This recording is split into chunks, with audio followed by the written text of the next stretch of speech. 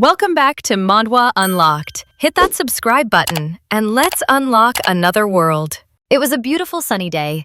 Preparations for the graduation were in full swing. Two friends were calmly walking through the streets of the city. Nothing foretold trouble, but suddenly the ground beneath one of the boys' feet seemed to disappear. For no reason, he fell through the ground. His friend, who was walking beside him, only managed to shout his name, "Jason!"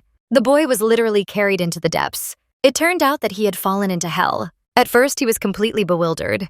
Towering rocks, the bones of monsters lay around, and above his head stretched a sky as scarlet as molten lava. Before he could even understand where he had ended up, he saw a terrible sight. Monstrous creatures were fighting around him, the likes of which he had never seen. In the few minutes he spent there, Jason understood the main thing. In this world, only the strongest survive, and the loser becomes prey. What he saw caused him great panic. He could not understand how he had ended up here. Already after 10 days, his only desire was simply to find anything to eat. Seeing the rotting body of a monster, he realized he had no choice. It was the only food. With disgust, he began scraping pieces of meat from the bones. He had to eat that rot, otherwise he would die of hunger. Suddenly, he noticed a shadow appearing behind him. As expected, it turned out to be another monster, thirsting for his death. In such a situation, there was only one option left: to adapt. Even ordinary stones could become salvation. In fear, he began throwing at the monster everything that came to hand. Fortunately, one of the stones hit the monster right in the eye. In pain, it retreated and disappeared. That was how every day went, a struggle for life, fear, and despair.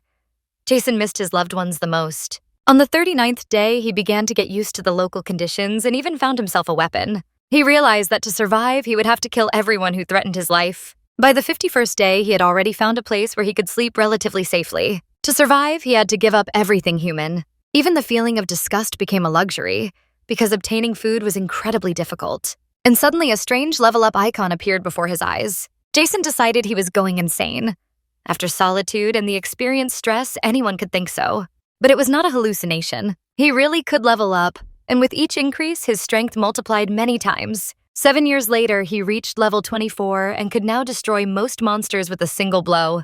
After 24 years filled with battles and suffering, Jason managed to forge for himself a huge sword from rare ore, mined from a steel knight. With that blade, he became virtually invulnerable. Even the strongest monsters could not oppose him. Jason struck down everything he encountered on his way. Decades passed, and 51 years later, he was already able to behead a dreadful ancient monster so powerful that even in this world, it was considered the embodiment of horror. 79 years and 365 days had passed since the very moment Jason found himself in this merciless world, and now he stood face to face with his ultimate goal. Finally, the day came when he could meet the Demon King himself. During that time, he even managed to find a companion, a small demon in the form of a flying ember. Jason burned with anticipation. He wanted to see those who had dragged him into this hellish world and doomed him to endless trials. On the way to the castle, he destroyed without the slightest effort all the enemies who dared stand in his path. During the time he had spent here, Jason had become so powerful that most of the monsters he met could not compare to him. And so he, strengthened and tempered by countless battles, easily reached the very guardian of the Demon King, ready to become the last obstacle on his path. The guardian grew angry when he saw that a human had dared to break into the Demon King's castle, and without ceremony immediately dealt a crushing blow. But decades of battles had not been in vain, and Jason easily blocked that attack, remaining unshaken. After parrying the blow, he immediately went on the offensive and began rapidly counterattacking his opponent. With a deft movement, Jason sliced through the demon's flesh and cut off his arm. His companion warned that the enemy was strong and needed to be finished as soon as possible, not giving him time to recover. Having lost his arm, the Guardian fell into a frenzy and was already preparing to deliver a new series of furious blows. But when he looked down, he saw a huge hole in his chest from Jason's sword. From the severity of the wound, it was clear that the demon was doomed and his strength was rapidly leaving his body. The Guardian fell, and now it was obvious that the Demon King would be enraged, but Jason understood that perfectly. He did not seek victory for the sake of power. What mattered to him was something completely different, and the reason for his journey was another. Jason had spent 80 long years in hell, fighting monsters for survival. Every monster he encountered had its own story and reason for ending up in this cruel world. Therefore, Jason wanted only one thing: to ask the Demon King why he, of all people, had ended up here. He didn't even think about asking it politely. The price of the time he had spent was too great. It was the price for being dragged into hell and forced to suffer for long 8 decades. Climbing ever closer to the castle, Jason was ready to get an answer or take full revenge for everything. But suddenly, he woke up in a completely different place and immediately felt that everything around him had changed. Looking around, he noticed an IV drip beside him and realized he was in a hospital. Apparently, it was a dream about Earth, but the hero hadn't seen dreams of that world for 30 years. However, one question tormented him. Why a hospital and not some other place? Soon, Jason realized that he couldn't even move his own hand. At that moment, he heard someone nearby drop a metal food tray. Turning his head, he saw a woman looking at him with obvious astonishment. Jason didn't understand what was happening and felt completely lost. Everything became clear only when the woman called him her son. He didn't react in any way, thinking that all of this was still just a dream. But one question wouldn't let him go. Why did everything feel so real? Gradually, he began to recall the events that had happened to him in hell. It turned out that he had indeed reached the throne hall of the Demon King himself. Moreover, he had managed to achieve the long-awaited victory over him. But caught up in the battle, he never heard the ruler's answer to his question. After killing the king, Jason himself became the absolute ruler of hell. And suddenly, before him appeared that same level up button once again. But now it asked him whether he wanted to return to Earth. All those 80 years, he had prayed only for one thing: to return to his own world, dreaming of seeing his home and loved ones again. After spending so much time in that insane world of monsters and constant danger, now he had not a single reason to refuse the chance. With determination and unshakable confidence, Jason pressed the button that shone before him, as if promising a long-awaited return home. Suddenly, a bright, blinding light flared before him, so intense that he had to close his eyes. When he opened them again, a doctor in a white coat stood before him, carefully watching his reaction, as if checking whether he had regained consciousness. From the conversations between his relatives and the doctor, Jason understood that he had been in a long coma and had been cut off from the real world all this time. Not understanding what was happening, Jason suddenly began to scream loudly, releasing the emotions and fear that had bound him for so long.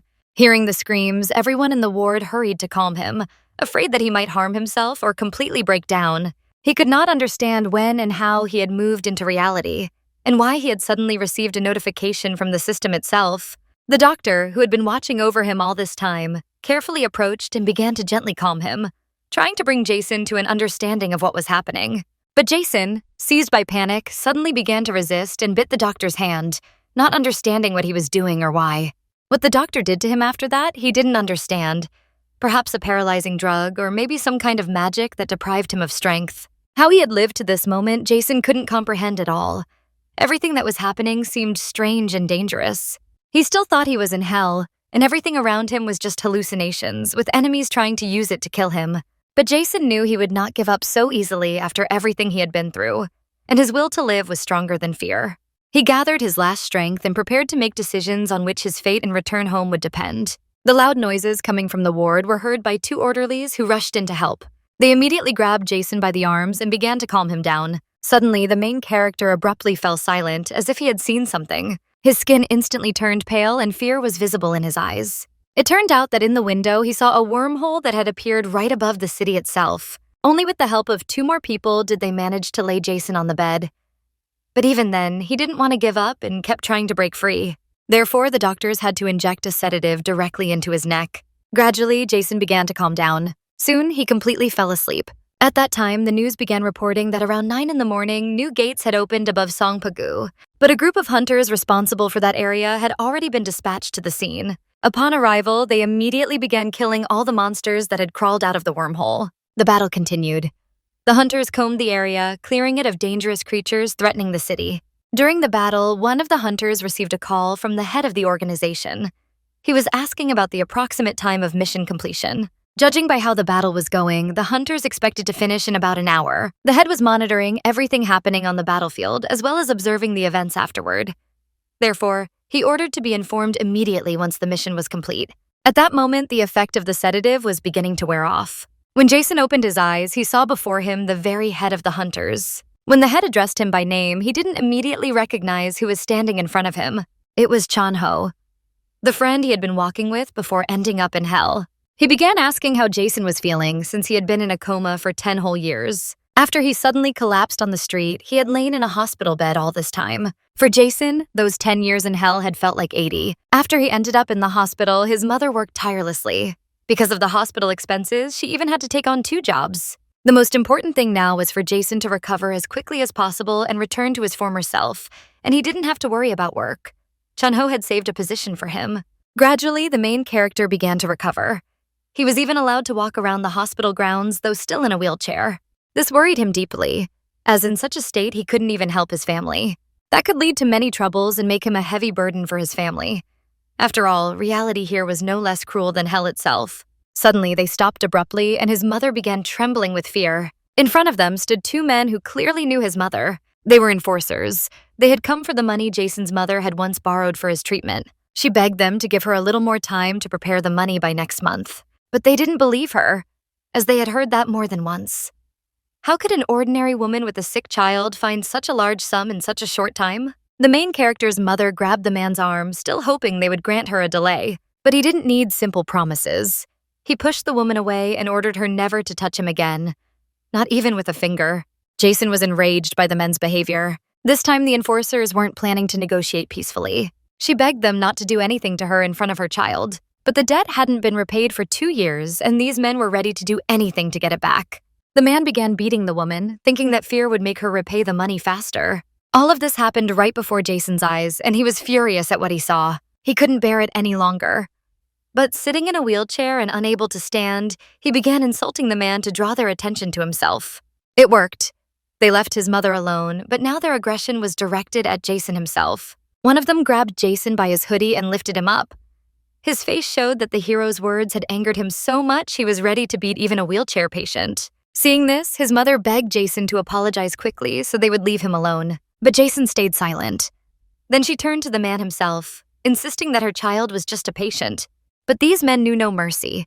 For money, they could do anything. Even in such a condition, Jason wasn't afraid of them. He continued to insult one of the men, calling him pathetic. At those words, the man's eyes filled with blood and he flew into a furious rage. After that, he threw Jason to the ground with all his strength. But he didn't stop there. He approached and began kicking him. The main character could only cover his head with his hands and endure everything being done to him. If his body hadn't been so helpless, he could have at least fought back a little.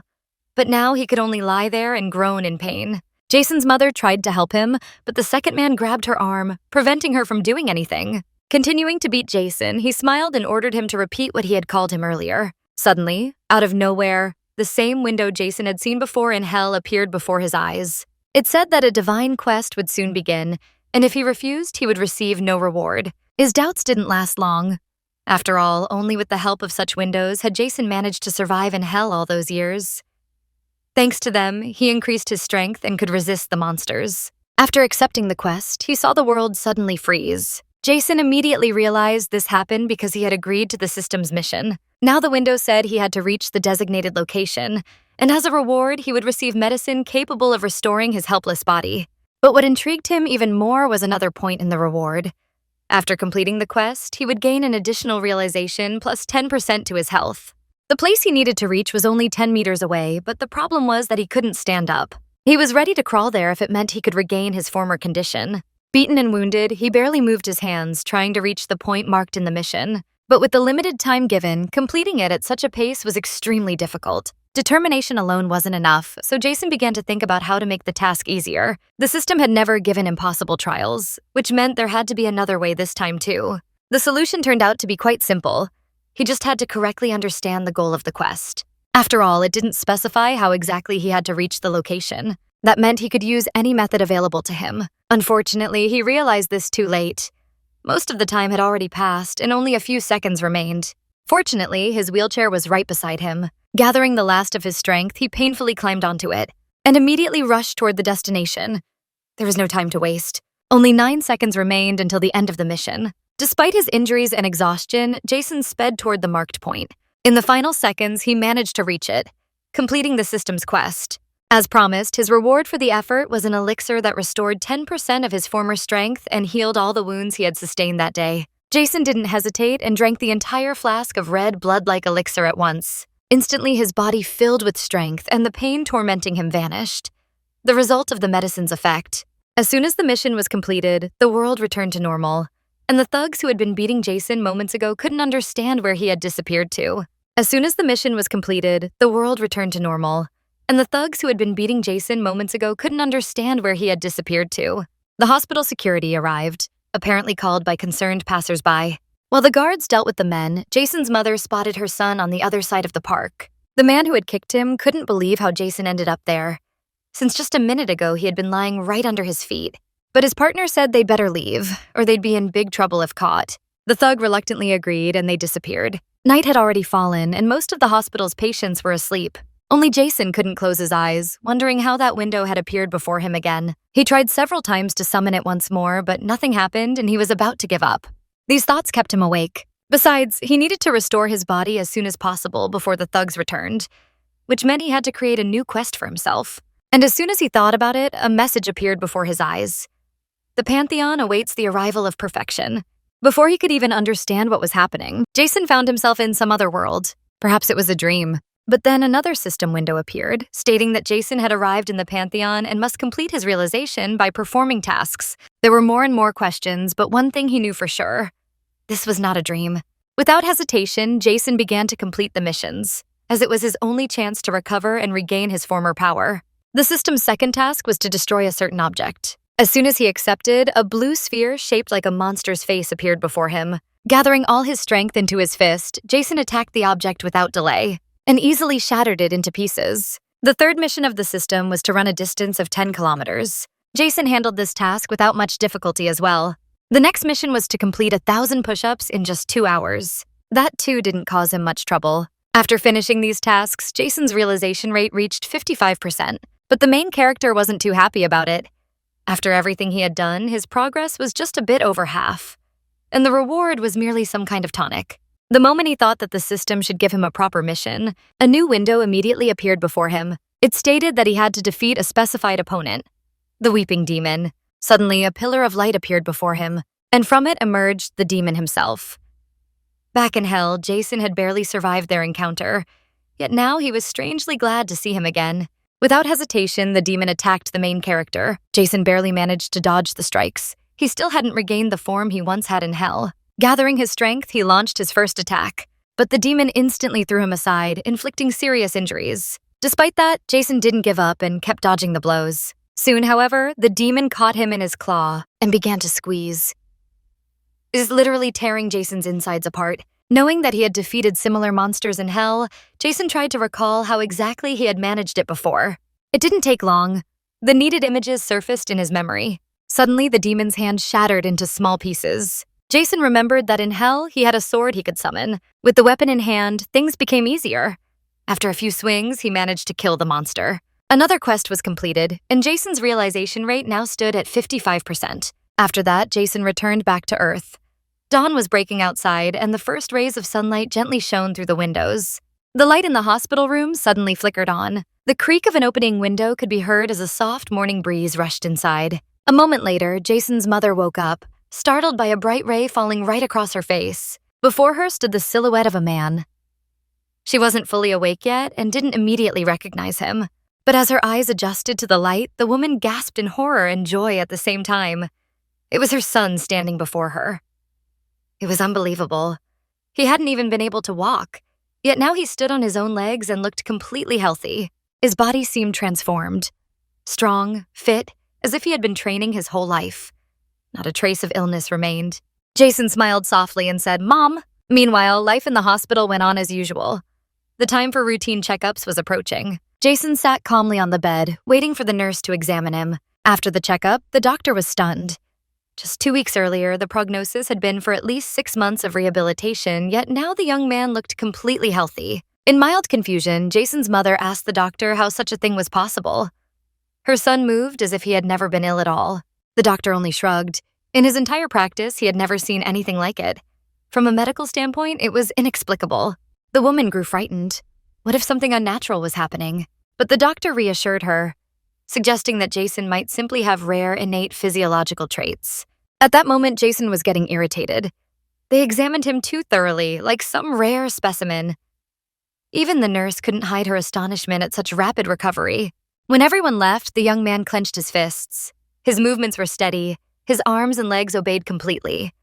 Yet he still felt that his full strength hadn't returned, which meant he had to keep training. Stepping into the corridor, Jason noticed his mother talking to a woman. As he got closer, he heard his mother thanking the nurse who had taken care of him throughout the years he spent in a coma.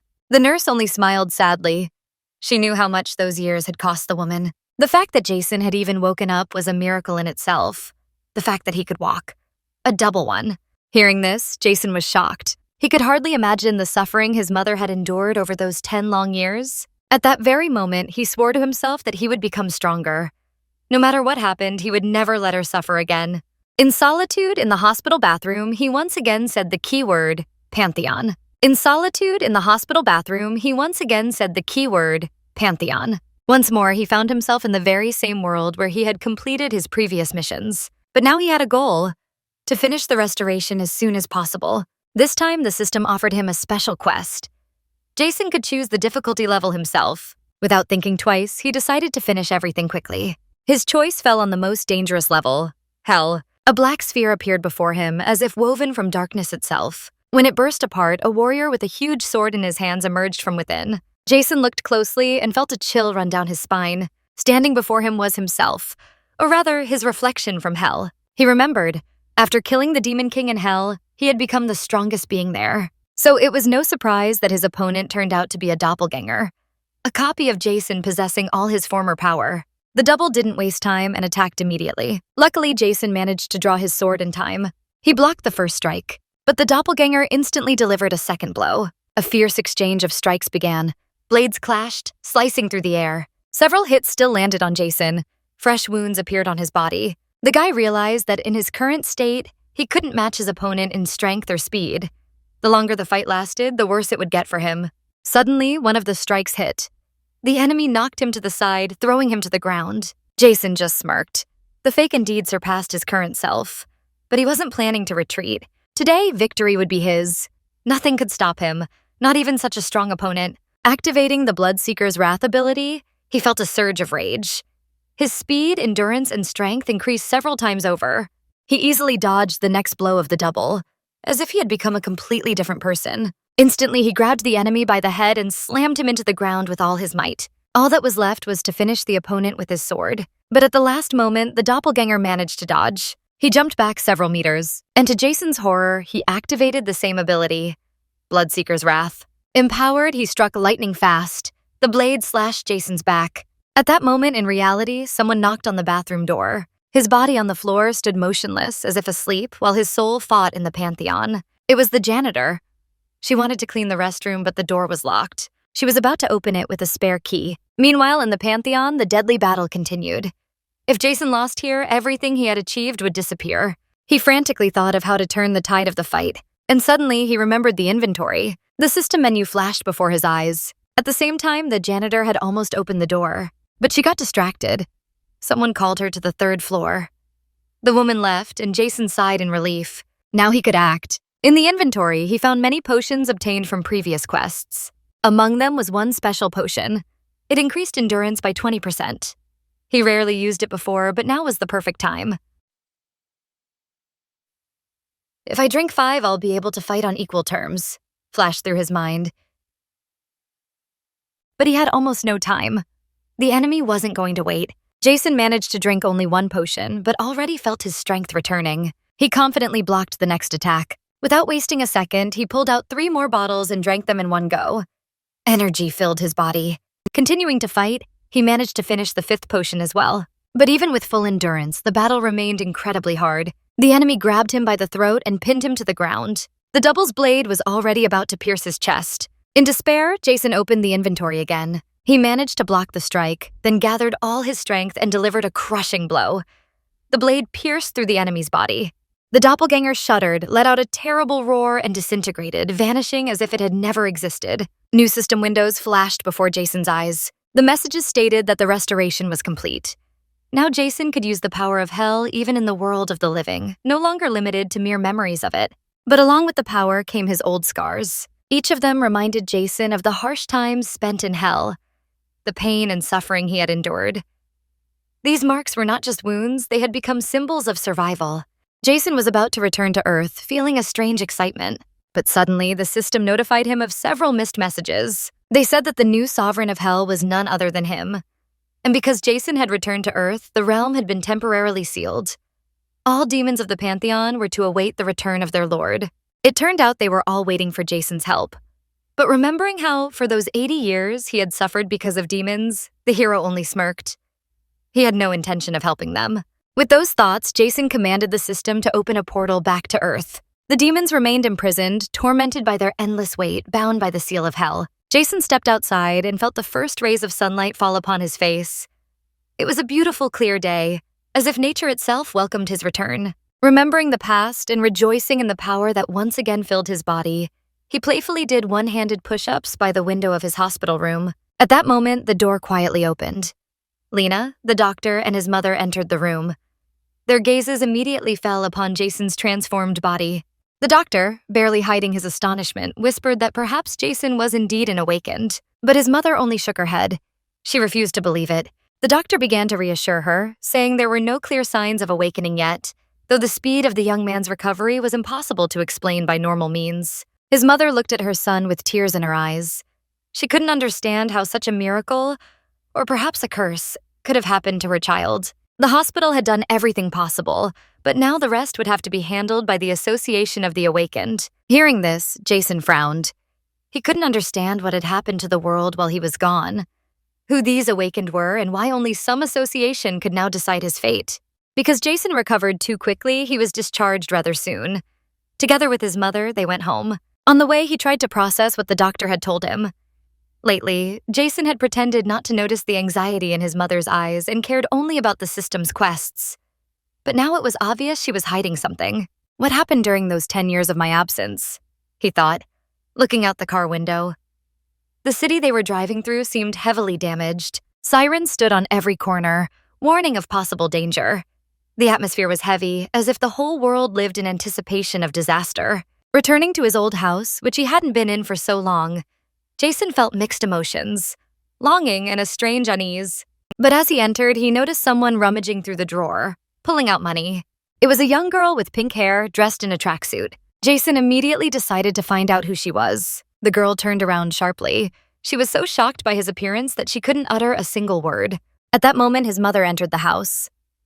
Seeing the girl, she sternly asked Jisoo where she had been all this time and why she hadn't answered her calls. Hearing that name, Jason froze in total shock. While he stood there stunned, the girl quickly turned away and left the house. Only then did Jason realize that was his younger sister. As she left, she remarked coldly that Jason looked great, while she and their mother had to live in hell every single day. His mother tried to stop her, begging her to stay, but Jisoo didn't even look back. At that moment, there was a loud knock at the door. Someone shouted, demanding it be opened. It turned out to be the debt collectors to whom his mother owed money. They kept pounding on the door, threatening to break it down if no one answered. No one replied, and they began to think they might have the wrong address. But suddenly, the door swung open by itself, and Jisoo appeared on the threshold. She coldly told them not to make such a fuss, and without waiting for an answer, left to mind her own business. Now the door remained open, and the men easily entered the yard. Jason's mother, panicking, began to apologize, explaining that she had planned to call them herself, as they had just returned from the hospital that very day. She took out all the money she had with her and tried to hand it to the collectors, but one of the men only grinned and struck her. The money scattered across the yard. That wasn't enough for them, Miel. They had come for a much larger sum. Seeing his mother fall to the ground, Jason felt rage flare up in his chest. He lunged forward and furiously beat the man who had dared to raise his hand against his mother. His partner witnessed it all, and upon seeing Jason's face, he immediately recognized him. But Jason himself wanted to find them. After all, they were the ones who had once beaten his mother and him.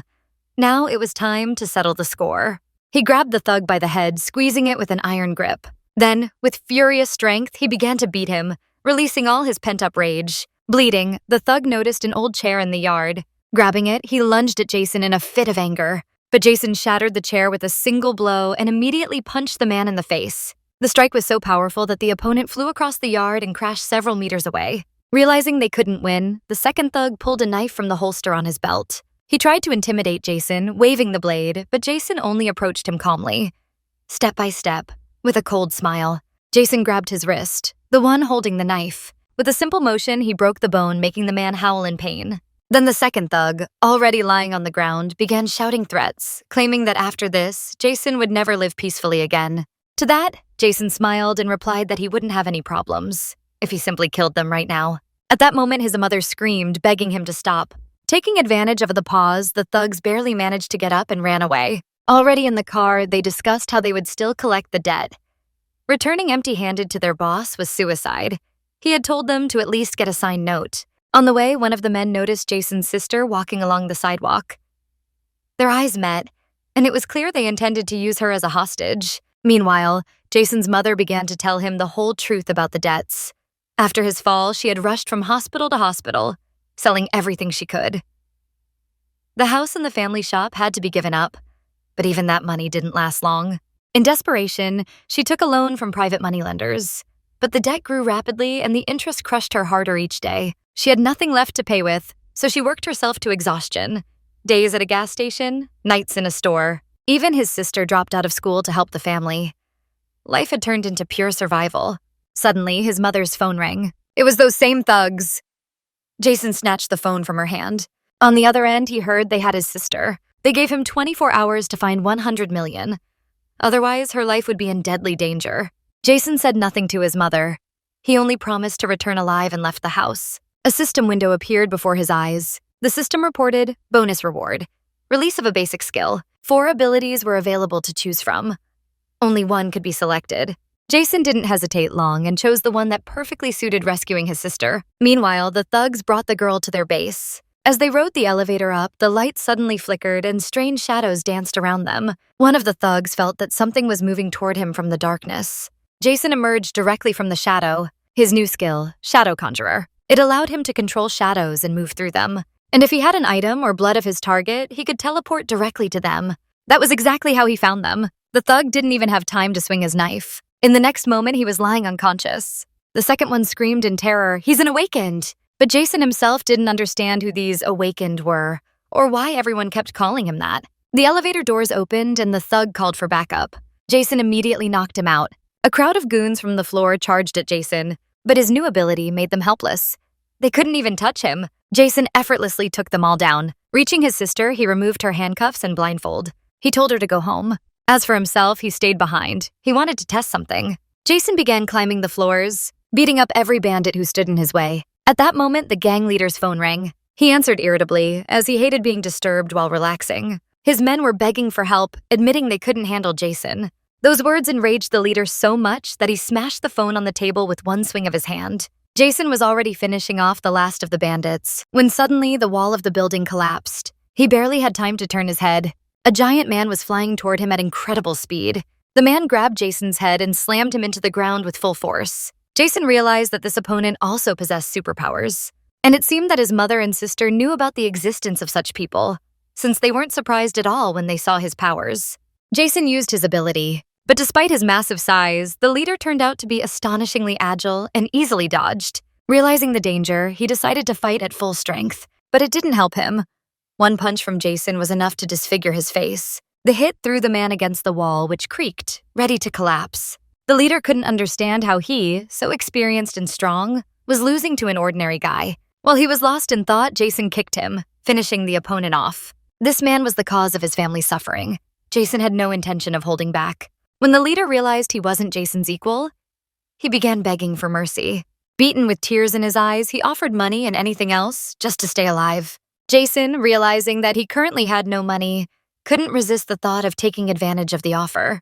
But as soon as he went for the money, the leader immediately ran away as fast as he could. Getting into his car, he began threatening to kill Jason and his mother. But he didn't even notice that Jason had been standing behind him the entire time. After all, Jason would now always know where the leader was and could find him anytime.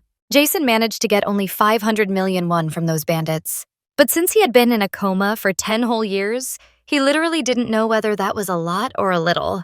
Before he fell into a coma, that amount could buy a couple of apartments in Seoul. The first thing Jason decided to do was buy phones for himself and his mother. According to the seller, he bought a new model of a flip phone for almost 3 million won, and also some kind of button flip phone. The seller claimed it was also a new model that was in high demand.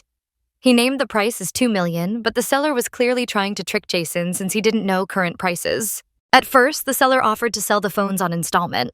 But when Jason said he'd buy both phones in cash right away, the seller was clearly shocked. Placing the gifts on the table for his family, he left immediately, not even waiting for their reaction. Jason had a meeting scheduled with an old friend at a small family restaurant.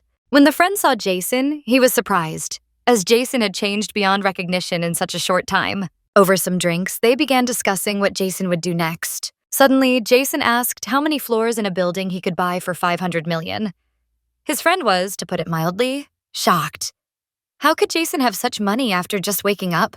After thinking for a bit, he replied that if Jason really had that amount, he could rent an apartment with such a deposit somewhere outside of Seoul. Jason immediately wondered how much apartments in Seoul itself cost, since he didn't understand why prices had risen so much. But during the time he was unconscious, the world had changed drastically. Suddenly, his friend's mood changed sharply. Jason's mother had told him that it was possible he was one of the awakened, so his friend asked him directly if it was true. But Jason couldn't answer right away, since he didn't even understand what awakened meant. His friend just laughed and began telling him what had happened to the world during the time Jason was asleep. After Jason fainted, after some time, various portals began to appear, leading to who knows where. At first, the authorities of different countries were afraid to do anything and only ordered these strange phenomena appearing all over the world to be studied, since humanity had never seen anything like it before, and it was too dangerous to make any hasty decisions. But at one moment, these portals began to open, and from them poured crowds of different monsters. They immediately began attacking people, killing everyone who stood in their way. But the problem was that human weapons had no effect on them. It literally did them no harm. The number of victims was increasing with every passing hour. Neither pistols, nor cannons, nor any familiar human weapons worked on them. But over time, people realized that the only thing that could kill these monsters was aura weapons. Weapons made from the biomaterials of the monsters themselves. There was only one small problem. Such weapons could be used only by the awakened. People like Jason, but at that time Jason was just playing with his new phone. He wanted to boast about his brand new phone. After all, it was the latest model, which had cost him quite a large sum. Looking at it, his friend realized it was just an ordinary flip phone, the kind you could get anywhere now for almost nothing. In general, the awakened had another special ability. They could enhance their bodies by controlling their aura even without using their weapons. And Jason had very quickly restored his body, and according to rumors, had even recently managed to beat up several thugs. Everything literally indicated that he was one of the awakened. But for him, there was only one thing that mattered. Would they pay him if he became awakened? After these words, his friend was not thrilled. Suddenly, the space in front of the guys began to distort. These were new gates that had just decided to open. On the other side stood new hordes of monsters ready for battle, waiting for the moment to be released. Coming out of the portal, they were ready to destroy everything in their path. People began to flee in panic, crying out for help. Jason's friend didn't understand why the portal had opened right now and exactly in this place. But Jason only noticed that these monsters were different from those he had seen in hell. Picking up a small stone from under his feet, he decided to try fighting them. He threw it with all his strength at one of the monsters. The stone shattered against some kind of invisible barrier that surrounded all the monsters and blocked any attacks, except for those delivered with aura weapons. The monster Jason attacked noticed them and became enraged. It immediately lunged at the friends, trying to kill them. Jason's friend only managed to cover his face with his hand, thinking he was about to die. But suddenly he felt his face splattered with blood. Opening his eyes, he saw the monster lying headless at his feet. Jason had torn off its head with his bare hands. Chanyo was stunned that Jason turned out to be so strong and could kill monsters with his bare hands. A few more monsters also rushed at him, but in an instant, their heads exploded into pieces. Seeing how easily Jason dealt with the monsters, it was possible he had become awakened, maybe even above B rank. But now was definitely not the time to think about that, as the monsters were coming closer and closer. People were trapped. The creatures closed the circle, surrounding them from all sides.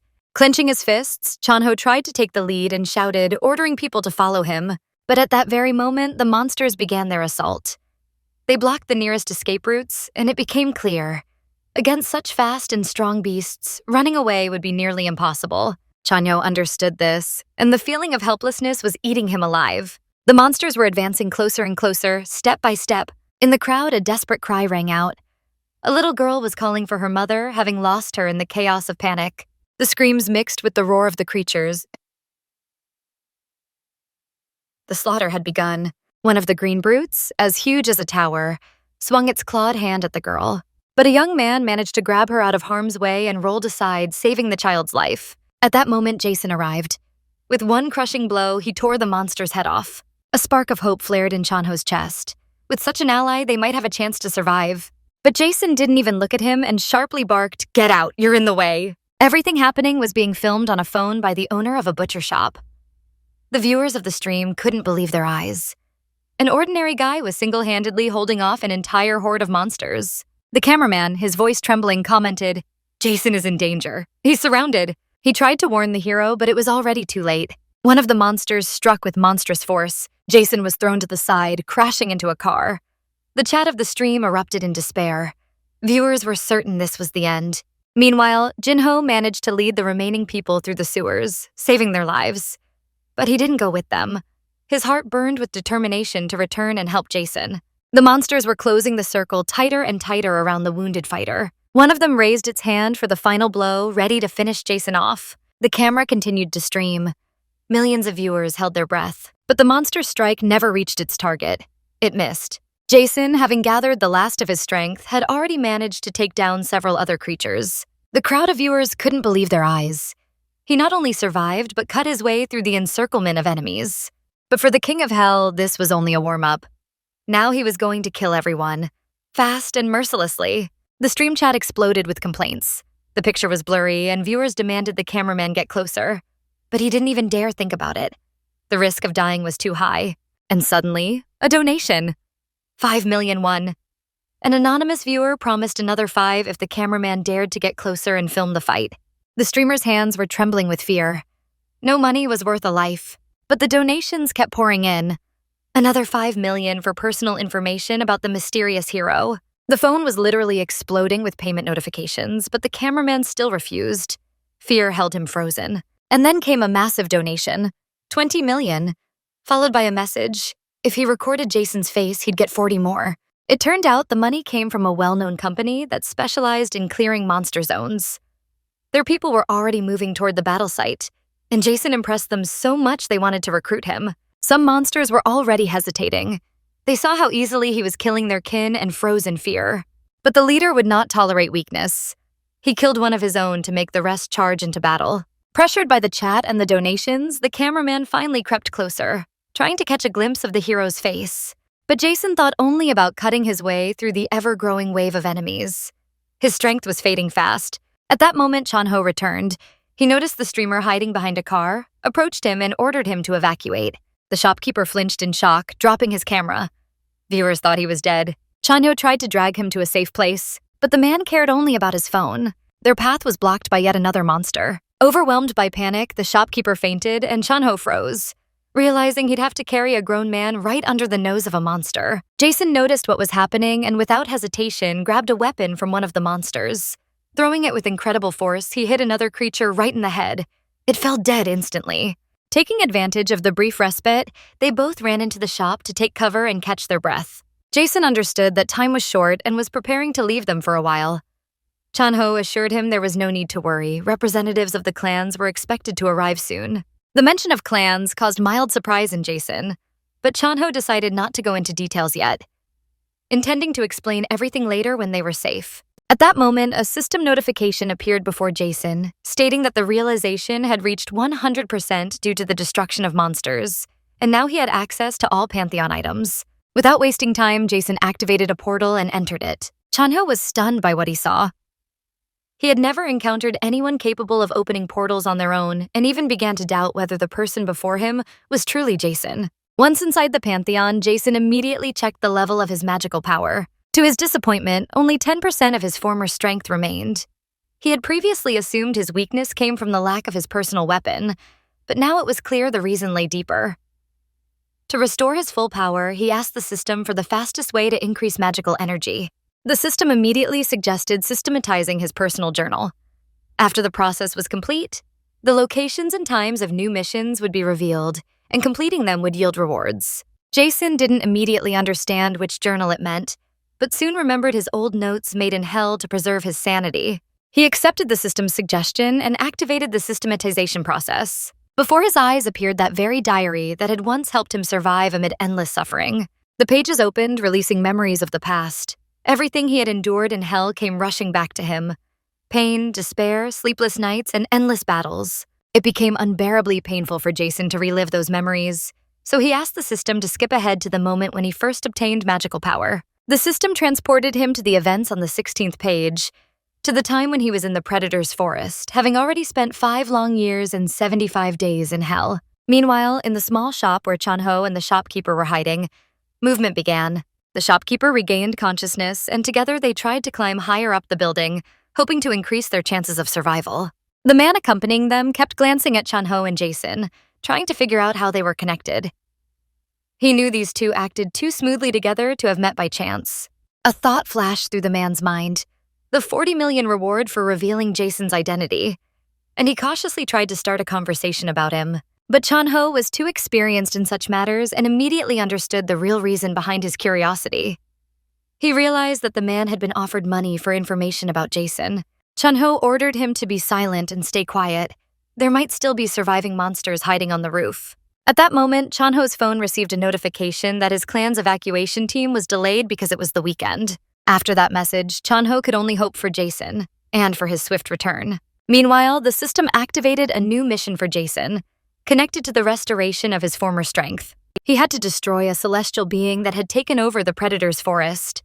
Upon completing the mission, his magical power was expected to increase significantly, and his realization level would rise. A moment later, that celestial being appeared before him, a giant towering titan hidden in thick fog. Noticing Jae-seon, the monster attacked him with a powerful beam of light shooting from its eyes. Fortunately, Jae-seon was agile enough to dodge the attack. Realizing that long-range strikes were useless, the giant decided to switch to close combat. Jae-seon didn't have time to prolong the battle, so he decided to finish it as quickly as possible. With a lightning-fast strike, he shattered the creature's head and knocked it to the ground. However, the monster was resilient. It rose again and tried to attack Jae-seon with its fingers, stretching them out like tentacles. Jae-seon had to deliver another blow, this time to the creature's abdomen, after which its body crumbled to dust. In the place where the monster died, a strange red orb appeared. Its presence gave Jae-seon an eerie feeling, something between fear and inexplicable shock. Meanwhile, Chanho and the shopkeeper reached the rooftop and saw the lifeless bodies of people lying motionless around them. Suddenly, one of the men leaning against the wall began making wheezing, broken sounds, like he was coughing. Chanho realized the man was still alive and rushed to him, hoping to help in time. They tried to ask about his condition, but he could barely speak. Gathering his last strength, he managed to say only one word: "Run." At that moment, Chanho sensed a presence behind him. Turning around, he saw a monster standing at the entrance to the building. The shopkeeper suggested that Chanho grab the man and run, but it was already too late. The monster blocked their path. Chanho ordered everyone to stay still and not move until his signal. The young man accompanying them didn't immediately understand what was happening, but when he turned around and saw the creature, he barely suppressed a scream. He forced himself to stay calm and think clearly. Their only chance to survive was to reach the door before the monster attacked. Suddenly, the monster let out a piercing roar, giving them a single chance. While it was distracted, they could try to reach the exit. Chanho gave the command to run, and they dashed toward the door. Meanwhile, in the Pantheon, Jae-seon stood before the fallen monster's core, which had begun a regeneration process. It analyzed his attacks and tried to adapt, rebuilding the creature's body with enhanced abilities. Jae-seon knew he had to destroy the core immediately. Otherwise, the monster would regenerate and become even stronger. Suddenly, an energy projectile flew toward him, and he barely dodged it in time. Several more monsters of the same type appeared, and according to the mission, he now had to fight them all. Jae-seon realized that he needed to shatter the core first. Otherwise, he would have to battle multiple opponents at once. Under heavy fire, he made his way toward the core, dodging attacks. Finally, he struck it with such power that the core shattered before it could regenerate the monster. Jae-seon understood that defeating such beings this way would be extremely difficult, so he decided to draw upon his own memories. In Hell, he had fought similar creatures before and hoped to recall something useful. He focused deeply, plunging into his memories, reconstructing scenes from the past. Within seconds, he remembered crucial details of his battle tactics. At the same time, Chanho and the shopkeeper were running with all their might toward the exit, trying not to get caught by the monster. The creature lunged after them but couldn't fit through the doorway. Only its massive clawed arm managed to reach inside. The men hid in a corner, avoiding its swipes, while the monster scraped the floor with its claws, trying to reach them. Realizing it couldn't get to them, the creature growled and retreated. Chanho and the shopkeeper decided to go downstairs in search of a safer place. In the Pantheon, Jae-seon continued dodging attacks from celestial guardians who assaulted him one after another. Despite the intensity of the battle, he had his own plan. He was trying to lure them into a specific area. When the guardians reached the intended spot, Jae-seon stopped, preparing his trap. As soon as they lunged at him, the ground beneath their feet began to shake. From underground burst forth a massive swamp whale, swallowing all the guardians in one tremendous gulp. This creature, familiar to Jason from his time in hell, had the same insatiable appetite as before. The Guardians had no chance of escape. The whale's stomach acid could dissolve anything. With the Guardians destroyed, the mission was complete and Jason received a significant power boost. As a bonus, the system rewarded him with a special item, the Judge's Dagger. This sacred artifact once belonged to celestial judges and was forged using unique technologies. The dagger could be remotely controlled within a range of 100 meters, and its power depended on its wielder's strength. Jason immediately tested the new weapon, throwing it forward and experimenting with its remote control capabilities. Convinced of his growing strength, he decided it was time to return to Earth. Meanwhile, news channels were actively discussing the incident near Nangokdong. Due to the opened gates, the entire district had fallen into chaos, and the situation resembled the Daegu catastrophe. The main issue was that the area was under the management of the Hunter Association, yet even they couldn't cope with the escalating threat. The portals were opening randomly, so everyone had to be ready for danger at any moment, even on weekends. Hunters rushing to the site of the incident watched the TV news reports. Many of them were frustrated. Their pay didn't match the risk of the job, and even with specialized technology, predicting the next portal's location was impossible. At that moment, Chang-ho and the merchant were discussing possible escape routes. The roof they were on no longer seemed safe since a monster had recently been seen there. While the hunters were discussing their problems, an urgent message arrived. A mysterious hunter with severe injuries had been spotted near the scene. They decided to stay inside the building and wait for the hunters to arrive. Suddenly, a loud crash sounded outside. At first, they thought help had finally arrived, but it turned out to be Jason, who had returned from the Pantheon and already managed to destroy several monsters. He was wounded after battling the Heavenly Guardians and asked the merchant to prepare as much meat as possible to regain his strength. Jason wasn't bothered at all by the decapitated monster's corpse lying nearby. After years in hell, he had grown used to eating in horrific conditions, so even monster blood on the food didn't disgust him. Chang-ho and the merchant nearly vomited at the sight. Soon, hunters arrived at the scene, and one of the soldiers who entered the store confirmed that they were all right. The merchant thanked the soldiers for saving them, but they were shocked to see Jason calmly eating among the corpses. Chang-ho explained that his behavior was due to extreme stress and exhaustion after battle. They were about to quietly leave the building, but the soldiers stopped them, saying they couldn't just walk away. Understanding the situation, Chang-ho took out his ID as the leader of the Seoul clan team and showed it to them. The soldiers were surprised to find a representative of an allied clan among them and offered to escort them to safety. Outside, the rest of the soldiers continued inspecting the area, but one of the hunters could barely hold back his nausea at the horrifying scene. The manager was extremely irritated by his subordinate's behavior, believing this was no time to lose composure. When the hunter went to examine the bodies of the slain monsters, the manager wondered who this man really was. Someone who could so easily wipe out an entire horde of creatures with such cold cruelty. Meanwhile, Jason and Chang-ho had already left the scene and were heading to Chang-ho's home. The night promised to be difficult, and it was safer for Jason to stay at his friend's place. He was being hunted, and at Chang-ho's home, he could rest, sleep, and enjoy a tasty chicken dinner. To keep Jason's relatives from worrying, Chang-ho promised to call them and say everything was fine. Sitting at the table, Jason began asking how to become a hunter. He was interested in the money since he'd heard the job paid well. With his abilities, he could immediately qualify for a B rank and, with enough effort, even reach A. Hunter levels were divided into ranks like steps of mastery. Reaching B meant one could join a major clan or become a member of the Hunter Association. The higher the rank, the higher the pay. Even at B rank, the income was excellent, and A opened even more opportunities. Jason asked if there were hunters stronger than A rank ones. The most powerful were the S rank hunters. There were only 5 of them in the entire world out of more than 2 million awakened individuals. Their strength went far beyond human limits. However, Jason didn't care what rank he would get. The only thing that mattered was making as much money as possible. If he had to become an S rank hunter to do it, he was ready to go all the way. He was nothing if not ambitious. Chang-ho, however, warned him that even reaching B rank was an incredible stroke of luck, since even in Korea, A rank hunters were extremely rare. Meanwhile, in another skyscraper, a man sat at a massive table, having dinner while studying the biography of a mysterious young man. He was discussing a complicated situation with his subordinate, a debtor who had caused chaos. The man angrily jabbed his knife into the dossier, wondering how some unknown person could destroy an entire organization and bring their business to the brink of collapse. The head of the Red Horse clan was curious why the only survivor ran away if he was still alive. The bandit, exhausted and trembling, admitted that he had nowhere else to go. He couldn't turn to the police, so he chose the only option, to tell them everything.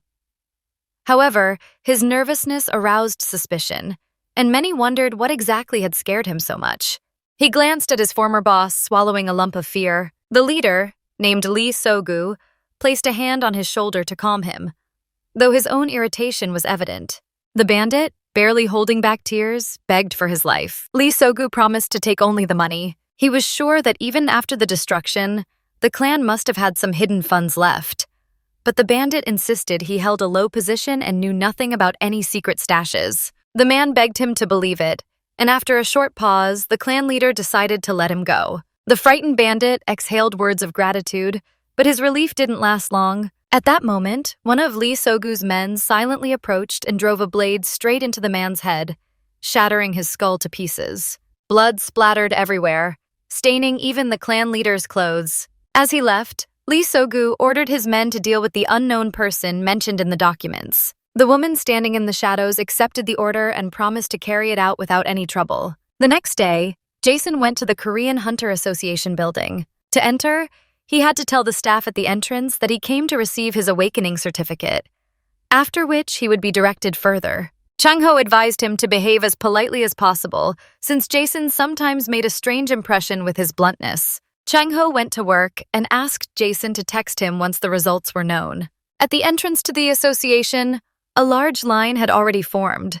Many people, like Jason, had come for their certificates. For him, who had spent 80 years in hell, the whole process seemed a bit confusing. While waiting near the examination office, he realized how in demand the hunter profession was. All he could do was hope his number would be called soon. At that moment, the sound of an incoming message came from his phone pocket. His mother wanted to know where he was and when he would return home. The woman had taken a day off after hard work. Her back was bothering her. Jason didn't want to reveal where he really was. Otherwise, she would have worried even more and most likely forbidden him from joining the Hunter Association. So he lied, saying he was still at Chang-ho's place, about to take a shower and then return home. In their chat, his mother mentioned that Jisoo wanted to have lunch with him and had gone to the store for soup. Jason realized he needed to hurry. Absorbed in the conversation, he didn't notice that his turn had come. The association employee invited him in. Inside the room where awakenings were tested, a man was shouting, insisting that he was awakened, even though the device hadn't detected any signs of power. His noise irritated everyone so much that people in line began asking him to leave. However, the man wouldn't calm down, claiming that since he'd suddenly gone bald overnight, that surely meant he was awakened. People could barely hold back their laughter. Refusing to believe the results, the man demanded to speak to the association's management. Then Jason stepped in and coldly hinted that many people were still waiting for their turn. Under the pressure of his aura, the man instantly fell silent, covered in sweat. He began making excuses, blaming faulty equipment. However, another visitor who had already passed the test and confirmed his awakening offered to check the device. As soon as his palm touched the sphere, it glowed green. The man had sea-level power, meaning the device worked perfectly. The association employee asked the balding man to leave the room and invited the next candidate. It was Jason's turn. As he approached the device, the girl conducting the test quietly whispered to her colleague that she expected him to have a very high level. At that moment, the branch manager's phone rang. He was told to urgently go down to the 6th floor, room 3, but no reason was given, only that he needed to see it for himself. While riding the elevator, he suspected that perhaps a new S-rank hunter had appeared. Exiting the elevator, he ran into a crowd of people gathered near the examination chamber. Pushing through them with difficulty, the manager made his way inside. His eyes froze on the device. It was completely destroyed. He demanded an explanation from the staff. It turned out that as soon as Jason placed his hand on the sphere, it began flashing with multiple colors. The staff tried to calm him down, saying that sometimes this happened, but a few seconds later, the sphere started to crack. Soon, An explosion erupted, and thick smoke filled the entire room. No one understood what had happened or how it was even possible. The device had never failed before. The manager quickly realized that further testing on this machine was impossible, otherwise they'd be left without any equipment. However, the question arose, how to determine Jason's level? The association had never encountered anything like this before. It was decided to send him for a special licensing test conducted by the border guards. This test was extremely accurate and accounted for all criteria, so Jason had no reason to worry about the result. With no other choice, he agreed to take the test. However, the test was scheduled for another day, and Jason had to go home without knowing his rank. The association staff began discussing what had happened. The woman who conducted the test suggested that the device exploded because of Jason's excessively high energy level, which the sphere simply couldn't withstand. This could mean that Jason's power exceeded ordinary limits, possibly even surpassing S rank. On his way home, he called Chang-ho and told him what had happened. Chang-ho confirmed that the test results had already been forwarded to the border guards. Chang-ho was confident Jason would achieve a high result on the test. After all, no one had ever broken the device before. That alone proved how extraordinary his abilities were. He told Jason to head home and promised to send information later about the time and place of the examination. After they said goodbye, Jason felt something strange. From the unfinished building behind him came the eerie sensation of being watched, as if someone was observing his every move. He suddenly stopped and turned around to make sure he wasn't imagining it. Peering at the upper floors of the building, Jason noticed a faint glow on the second-to-top level. There was a girl there, a mercenary from Lee So-gu's clan. She lay in wait with a rifle, ready to shoot Jason. But she was betrayed by a faint glint from her scope, which she hadn't accounted for. She was a blonde with a cold gaze. She had already evaluated her target and decided Jason wasn't particularly dangerous. Even if he turned out to be stronger, one bullet should be enough to settle everything. Her finger was already on the trigger, but suddenly she realized that Jason was looking directly at her, as if he knew exactly where she was hiding. She was stunned. Until this moment, no one had ever been able to detect her, especially from such a distance. Looking closer through her scope, she realized the guy wasn't as simple as he seemed. Jason hadn't just noticed her. It was as if he was reading her thoughts. With his eyes, he showed her exactly where to shoot, as though mocking her and demonstrating his superiority. Jason hadn't just noticed her. It was as if he was reading her thoughts. With his eyes, he showed her exactly where to shoot, as though mocking her and demonstrating his superiority. Her instincts screamed only one thing: shoot and escape as quickly as possible. Her rifle and body became enveloped in a blue aura, meaning this would not be an ordinary shot. The bullet burst from the barrel at incredible speed, the air trembled, and a shockwave rippled through the alley. There was an explosion and a cloud of dust covered the street. Such an attack would have instantly destroyed an ordinary person. The girl exhaled with relief, convinced that Jason was dead. But when the smoke cleared, she froze in horror. Jason was standing in the same place without a single scratch. A deep trench had formed around him from the impact. The girl hadn't used an ordinary bullet, but an aura-enhanced charge, much more dangerous than a standard one. But for Jason, it was nothing. The Lord of Hell had fought monsters whose blows were dozens of times stronger. Fear gripped her mind, and the only decision she made was to run. However, before she could take a step, Jason's guided blade, obtained after killing monsters in the Pantheon, flew into the building. The blade pierced her leg, depriving her of movement. She fell onto the cold concrete, unable to escape. Using the power of shadows, Jason soared to the top floor in seconds and appeared before the girl. She had no chance of survival. His presence was oppressive, making her lose her composure. Even realizing that her shot meant nothing destroyed her confidence. The girl trembled but tried to reach for her gun, understanding that there was no other way out. For in her entire career, she had never seen anything like this.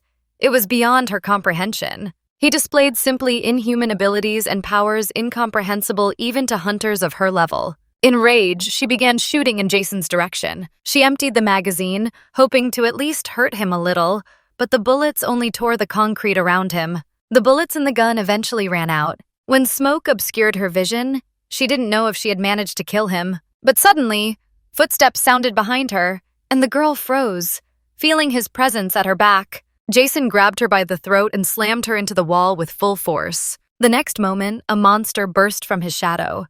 A faceless creature with dark tendrils instead of arms and eyes glowing in the void.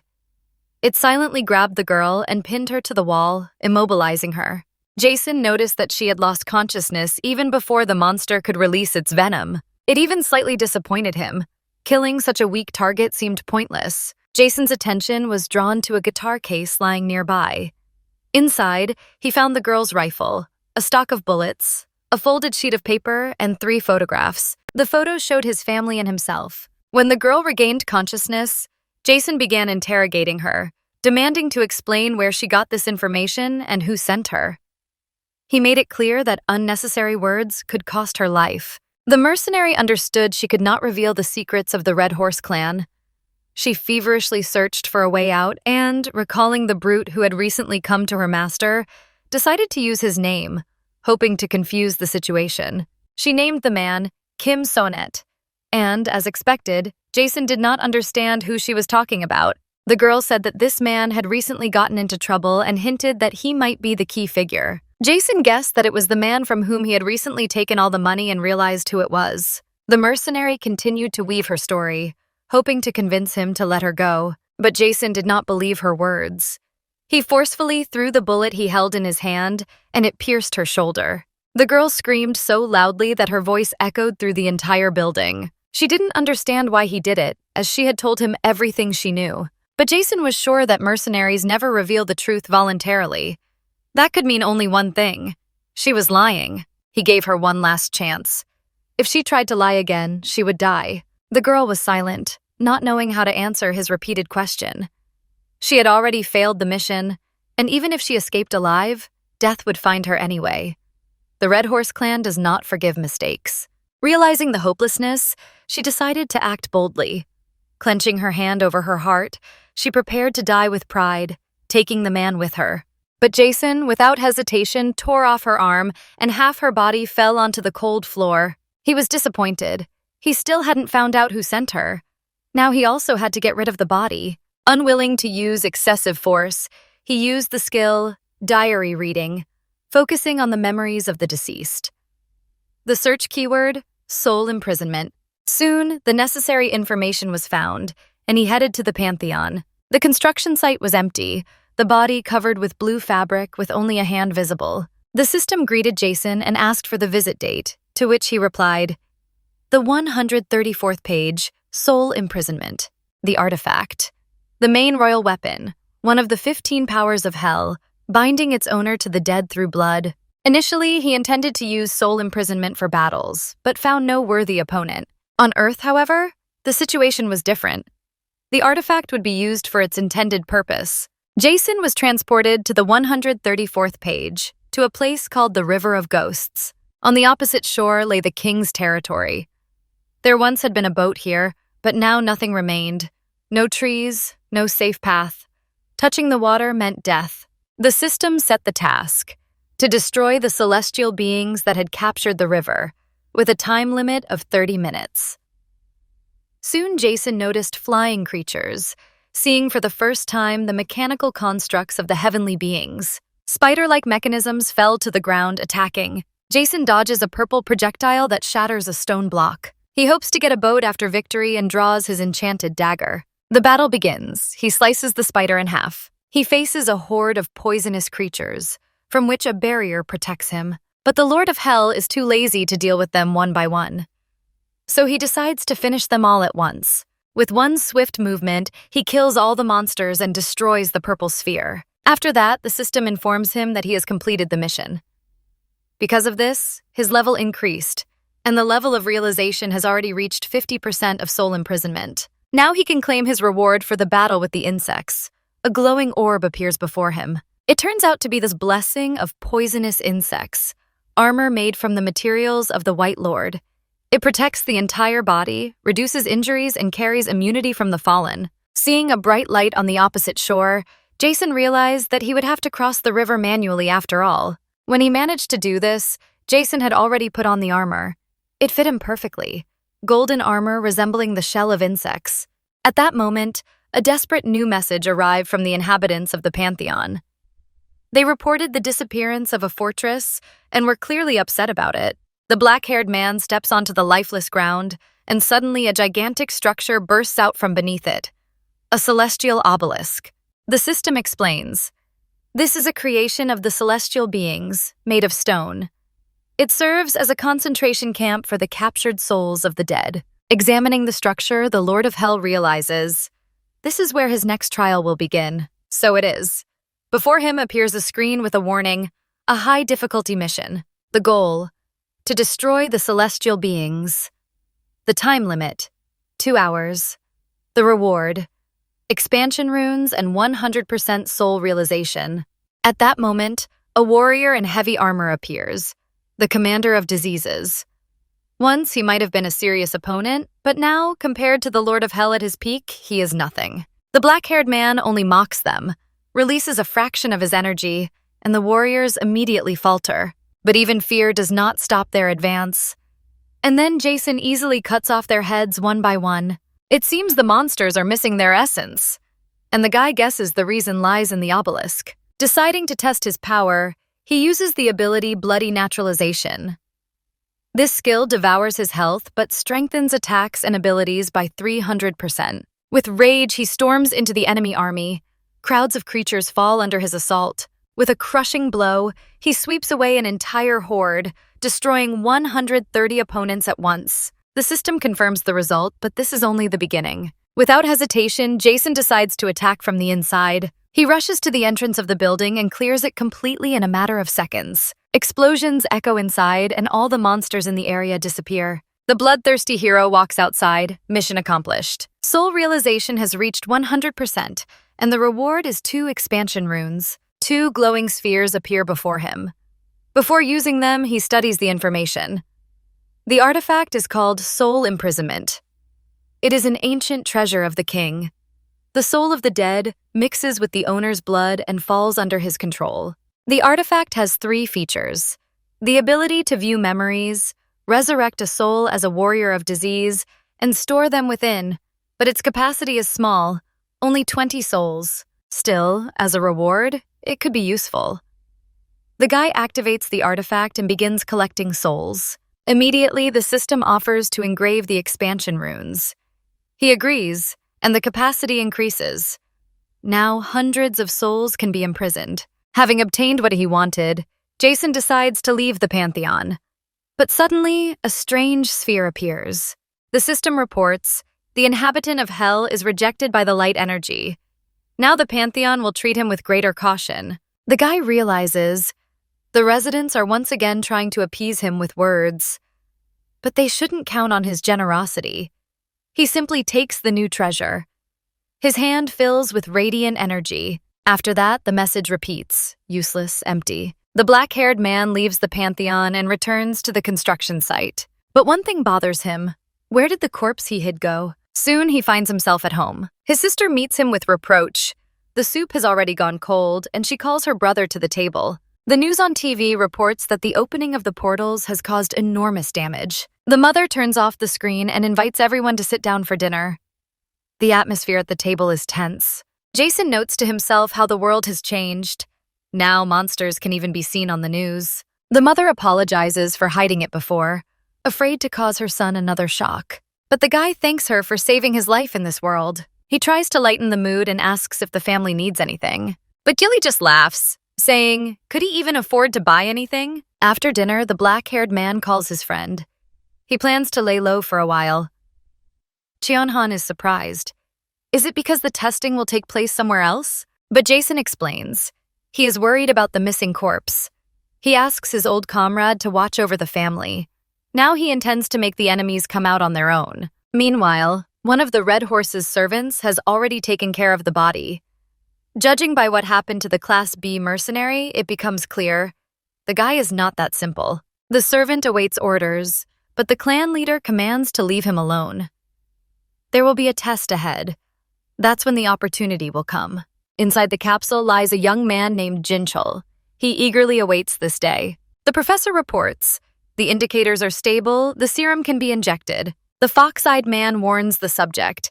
The pain will be unbearable, but he is ready. The experiment begins. At first, everything goes smoothly. But at the 55% mark, it becomes clear. The limit is exceeded. The scientists fear for his life, but the man with the scar assures them, this guy will endure. At 90%, the body is already twisting, but the injection continues. At 100, the heart stops. The test subject seems dead. But at that very moment, the first signs of life awaken in the water chamber. The indicators flare up on the monitor, and the guy shatters the glass. After that, the guy climbs out. Meanwhile, the black-haired receives a message. During the upcoming test, he will only be allowed to use the weapons and shield issued by the association. But that doesn't scare him. His physical strength is more than enough. To test his theory, he takes a cane and hits himself. The shield, as he thought, is invisible in the real world, meaning it's always available, and weapons can be changed. He decides to turn the blade into a branch. The system clarifies. Modify the judge's dagger? A simple stick appears in his hands. The guy realizes, if this is possible, he can bring back his beloved sword. That becomes his goal. The territory of the Salt King. Jason did not expect to end up here again. Around him, a pack of strange wolves. The black-haired draws the judge's blade and decides to use it in an unusual way. The blade pierces his hand, and blood activates the soul imprisonment. Before him appears an enraged armored wolf. But Jason is ready for it. The battle ignites instantly, a strike, and the beast's belly is pierced through. The creature dissolves. The judge's blade already seeks a new target. Soon, 33 warriors from Arkalay's army are destroyed. The blade returns to his hand, and the guy summons an army. Fanged creatures surround him, but suddenly, one of the wolves is grabbed by a dark hand that seems to grow from the shadow. From underground, copies of the enemies begin to emerge. Shadow wolves. This sight terrifies the red-eyed beasts, but the copies keep multiplying. On Jason's command, his wolves charge into battle against their miserable doubles. He pulls out a lighter and lights a cigarette. Taking a drag, he coughs and wonders why his friend Cheonho poisons himself with this filth at all. The battle continues. The red-eyed wolf slashes a shadow with its paw. Another beast tramples a copy in armor. But Jason warns, they must not be underestimated. The summoned wolves are immortal until the mark is removed from their bodies. One white-furred dog jerks back, feeling breath on its neck. These creatures know neither fear nor death. Such warriors are the strongest on the battlefield. Despite the victory, Jason gathers only 12 souls out of 1,000. Too few. Which means another mission will follow. Realizing this, he soars into the sky like a rocket.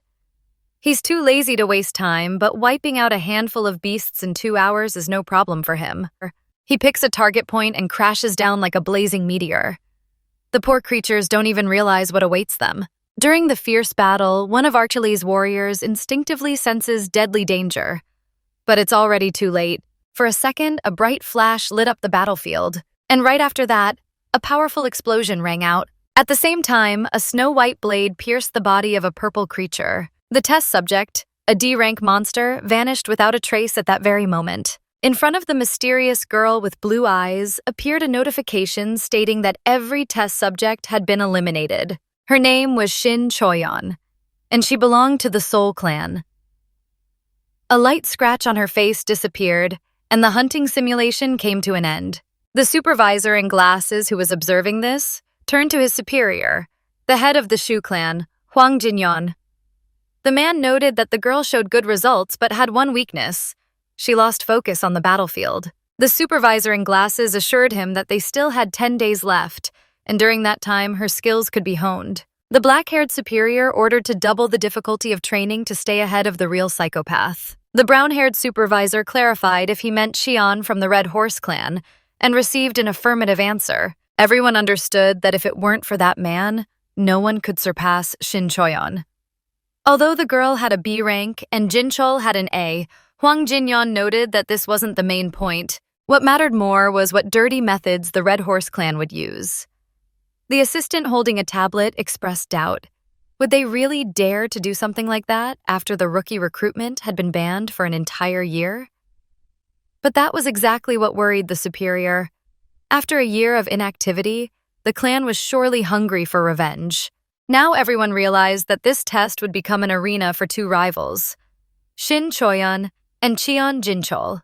At that time, Jason sat atop a mountain of corpses of lower creatures. A notification appeared before him stating that the inhabitants were amazed by his skills and showed reverence and fear. and one of the demons even gave him a standing ovation. The goal was almost achieved. He had gathered 999 soul stones out of 1,000. But flattering praises didn't please him. He preferred something more tangible. Calmly finishing his cigarette among the bodies of his fallen enemies, Jae-seon noticed that one of the dogs kept growling. Then he drew his blade and finished what he had started. His peace was not to be disturbed. The system hurried to congratulate him on completing the task. The realization level had risen, and the promised reward was granted. From the bodies of the enemies, bluish soul orbs slowly floated toward their master. This was yet another of Jae-seon's abilities, soul collection for the altar. But no altar was visible nearby. Stretching out his hand, he realized there was no need to search. Stone pillars rose from the ground, and the altar revealed itself before him. The cigarette fell from his mouth as the system offered a new mission, the realization of an item called the Sword of Karma. The difficulty level was marked as the highest, and to complete it, he had to gather souls at the altar and prove his strength to the Guardian. Jae-seon placed the collected souls into the vessel, and soon something gigantic appeared before him.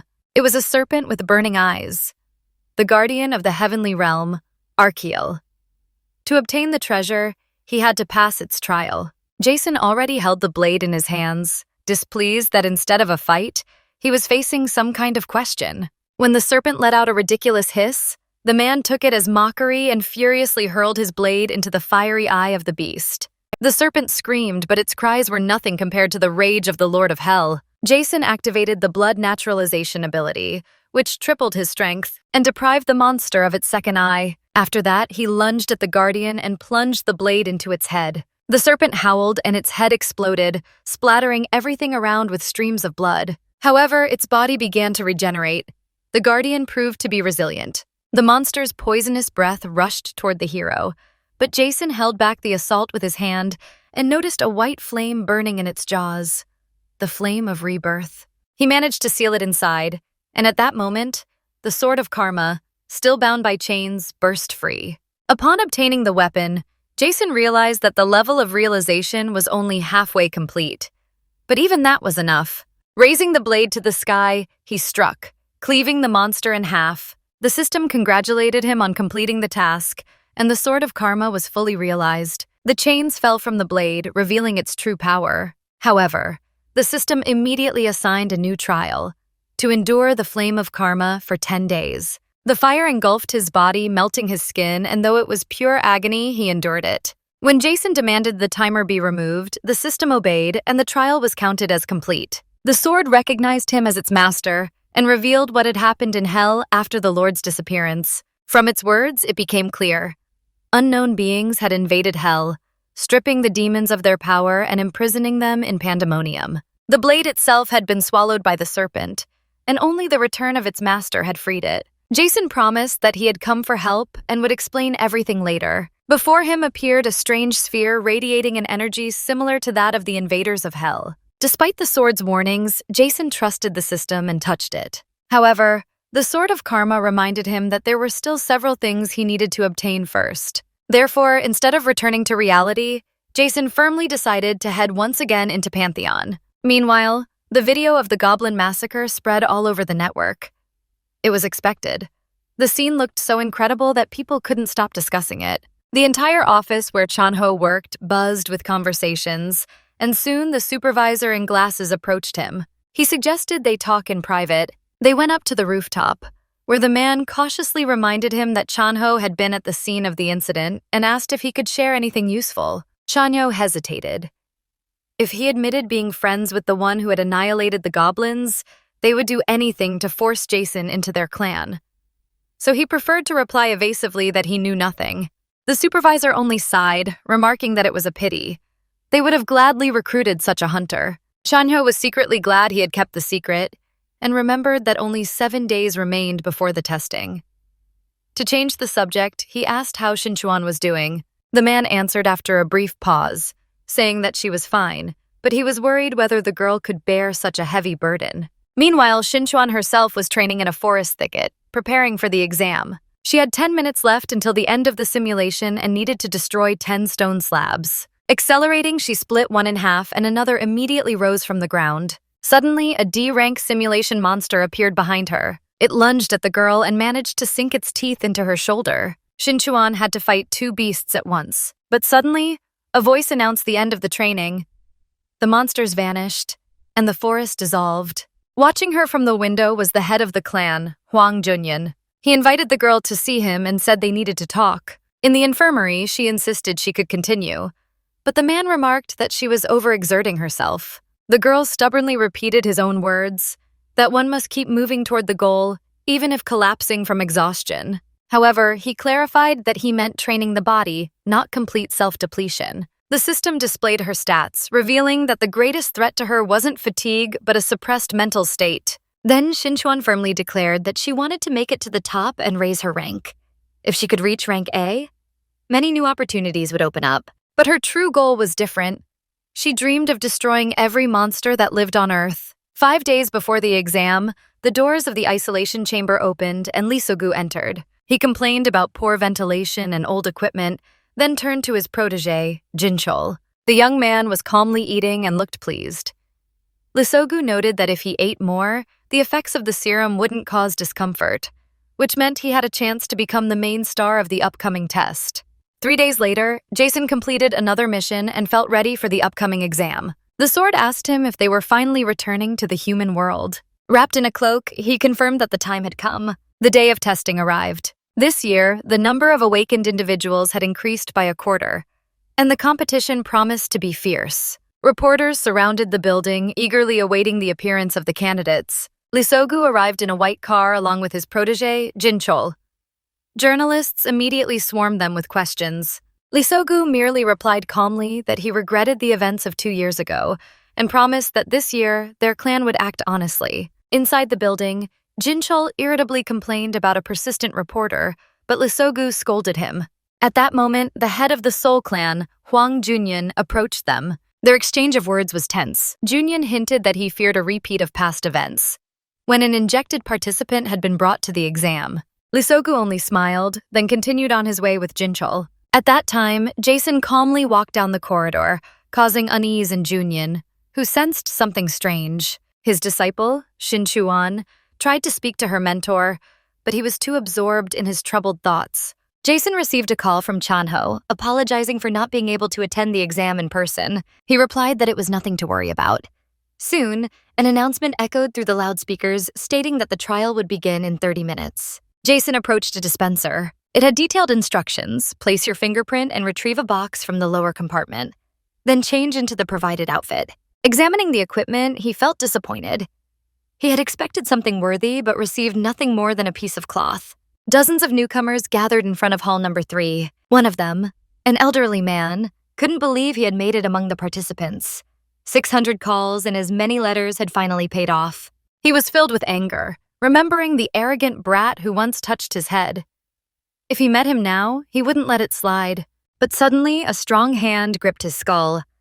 The old man turned around and saw Jin-chol blazing with rage, ordering him to get lost. Realizing it was best not to argue, the man decided to step aside. Meanwhile, Jason was walking down the corridor, reluctantly pulling on the issued rags. He noticed a familiar old man and realized with anticipation that the real trial was only beginning. Soon, everyone gathered in the hall. Shin-chan, the red-haired Jin-chol, and Jason himself. The participants lined up in rows. Lamps lit up, flooding the arena with bright light. Many saw such technology for the first time. The inspector greeted the newcomers and immediately got to the point. He explained that this time, 3-level portals would be used. Each level would have its own conditions and tasks. Many had never heard such terms before, and confusion spread. One of the young men asked when they would receive their weapons, but the inspector said that no weapons were provided for this trial, and bringing anything other than the issued equipment was strictly forbidden. This caused discontent. How were they supposed to fight without weapons? But soon, an artificial intelligence intervened, explaining that the theme of the trial was adaptation. A hunter's worth is determined not by equipment, but by inner aura and skill. Now each participant had to show how well they could adapt. After a brief introduction, the portal was activated. The examiner ordered the participants to enter starting from the back rows. The first level turned out to be a tropical forest. Immediately upon entry, the examinees felt the cruelty of the place. The suffocating heat drained their strength, and breathing became difficult. Some were already beginning to think they wouldn't survive until the end of the trial. In the observation room, the experts discussed what was happening. The observers' attention switched to the participants, especially Shinshin, whose soul shone too brightly.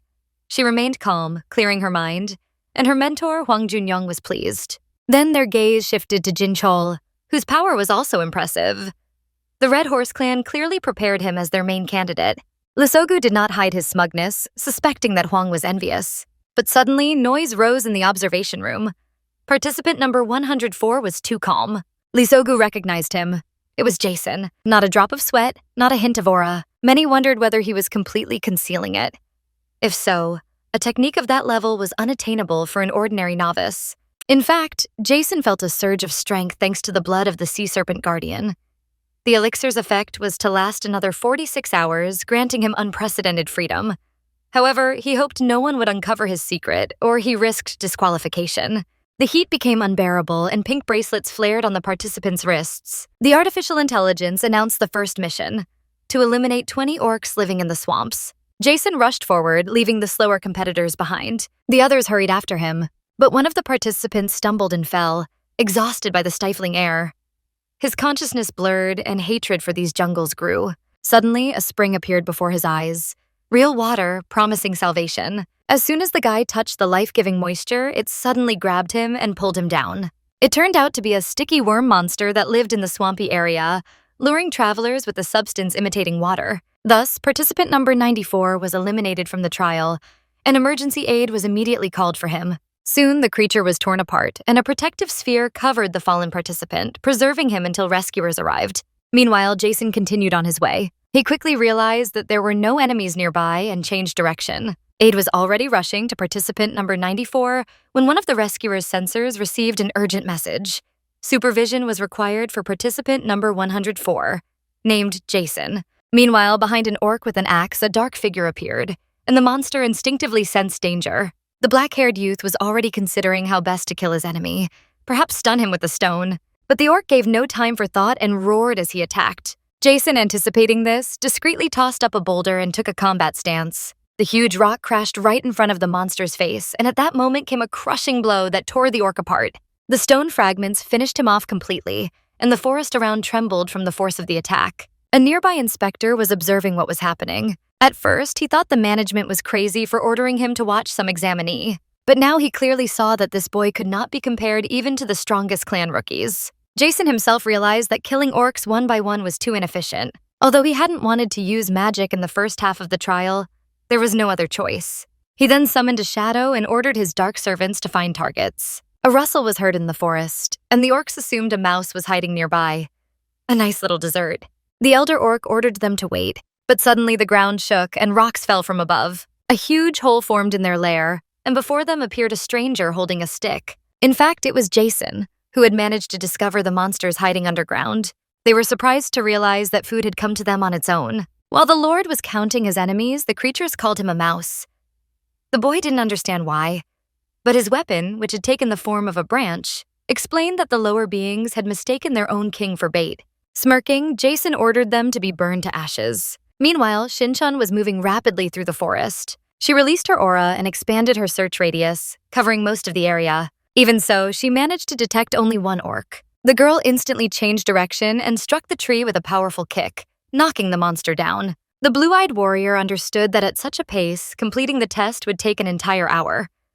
The orc jumped up and ran away, but the girl had no intention of letting her prey escape. She swung her arm, preparing to use the fourth technique, when the monster's head was suddenly cut off by someone else. Shinshin didn't have time to react. Before her stood the insane Jinchol, savoring the taste of blood. He was a newcomer from the Red Horse clan. The red-haired boy smoothed his hair and noted that this was already his fifth defeated monster. But the girl coldly remarked that the Red Horse clan always tries to claim what belongs to others. The boy smirked and reminded her that this was a competition where there's no such thing as mine or yours. The tension between them grew, and Jinchol was already thinking of killing her but stopped in time. He understood it was too early to act.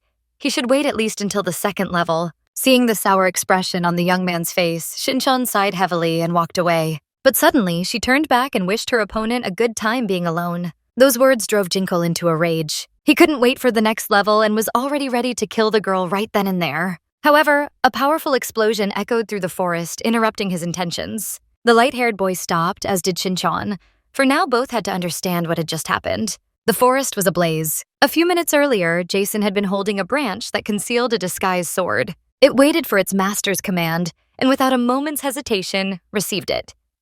Burn all enemies. Instantly, the weapon's karmic properties activated, specifically the first skill, called Rage. The orcs were confused, shouting the word mouse as they tried to grasp what was happening, but it did not save them from death.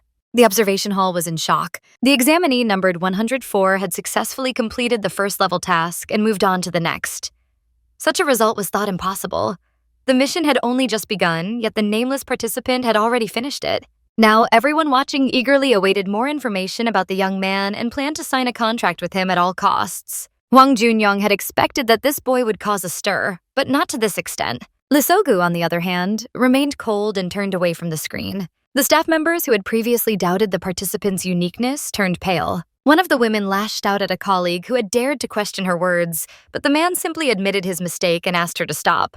At that moment, everyone's attention was drawn to a black-haired staff member.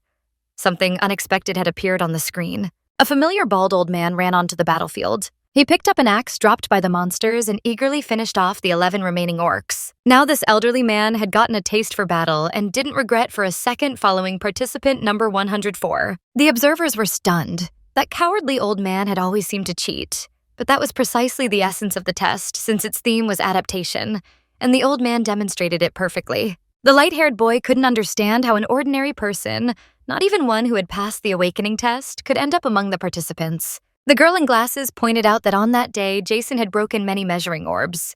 She explained that this had caused rumors about invalid results to spread, and that someone had even filed a complaint. That was probably why the old man had been allowed into the trial.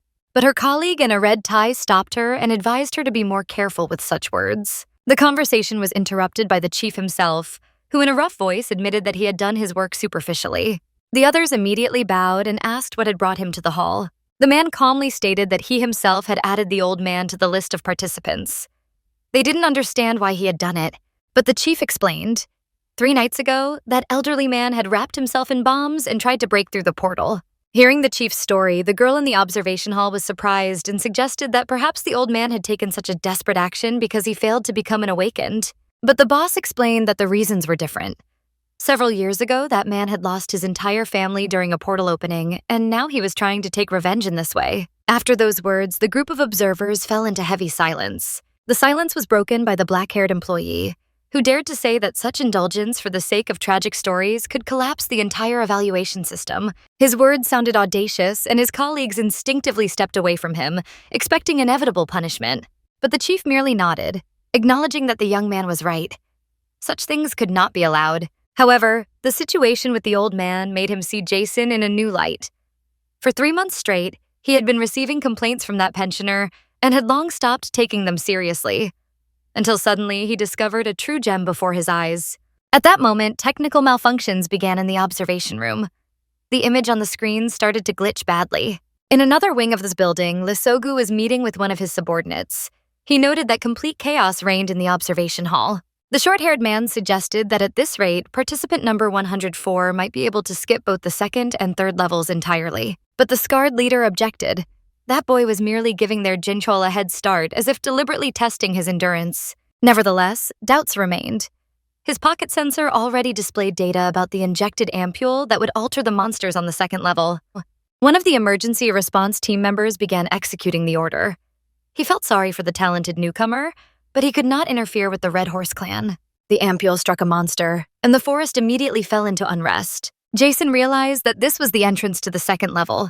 Lisogu eagerly awaited the moment when the overconfident boy would die by accident. The flying golem struck by the ampule with unknown contents evolved into a hovering golem, capable of emerging from the mist. The creature went berserk and began spewing flames. The mercenary who had completed the mission pulled out his communicator, but it exploded right in his hands. The smoke contained a paralyzing poison. The man dropped his weapon and coughed, revealing his position. At that time, Jason was moving through the mist, holding a stick in his hands. His device barely helped him navigate.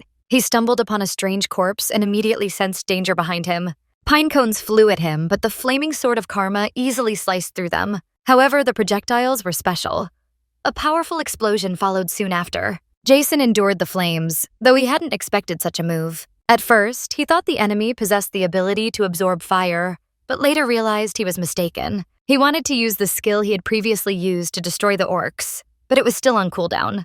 The red-eyed monster had no intention of waiting and again showered him with pine cones. Jae-seon fought back, deflecting them and rushing into attack. The pine cones changed trajectory but couldn't reach him. The hero reached the creature, but it threw him aside, smashing him into trees one after another. Meanwhile, Jinchul finished off the last orc and successfully completed the first level mission. But he was furious that he had wasted so much time because of someone else's interference. Suddenly, he sensed the presence of a stranger behind him and caught a thrown object in midair. Inside the white box were an ampule, a special compass, and a note. After reading it, he burned the scrap of paper with his aura and learned that participant number 104 was still on the first level. Meanwhile, the golem continued bombarding Jae-seon. Having been thrown several kilometers away, the young man rose again and used the ability Shadow Phantom. He fed the summoned shadow and ordered it to calculate the path. Small monsters caught the flying pine cones, but they weren't enough. Then Jae-seon decided he would repay his enemy with interest. The summoned shadow absorbed the fiery fragments and vanished. Soon, fiery pine cones burst out of the monster's own shadow, a special gift from the Lord of Hell. In the observation hall, the image gradually recovered, and they were once again able to monitor participant number 104. However, the thick fog obscured the scene. It seemed strange since the first level zone was tropical and shouldn't have had any mist. But soon, a huge monster emerged from the darkness. The observers were stunned and couldn't understand whether it was part of the trial or where the inspectors had been looking to let such a thing happen. The chief, watching what was happening on the screen, visibly darkened. The fair-haired colleague cautiously asked if everything was normal since the monster looked more like a mutant than part of the test. He also suggested that perhaps it was time to stop this madness since the chief, as the highest guardian, had the right to do so. Another employee added that the location of participant 104 had already been determined and the inspectors were on their way to him. Therefore, he too believed that the test should be stopped. The chief listened to all the requests and admitted that he apparently had no other choice. At that moment, the girl who hadn't taken her eyes off the broadcast froze at what she saw. The black-haired man, whom no one had believed in, managed to fight off the flying monster. The shadow surrounded the mutant and returned his own bombs to him.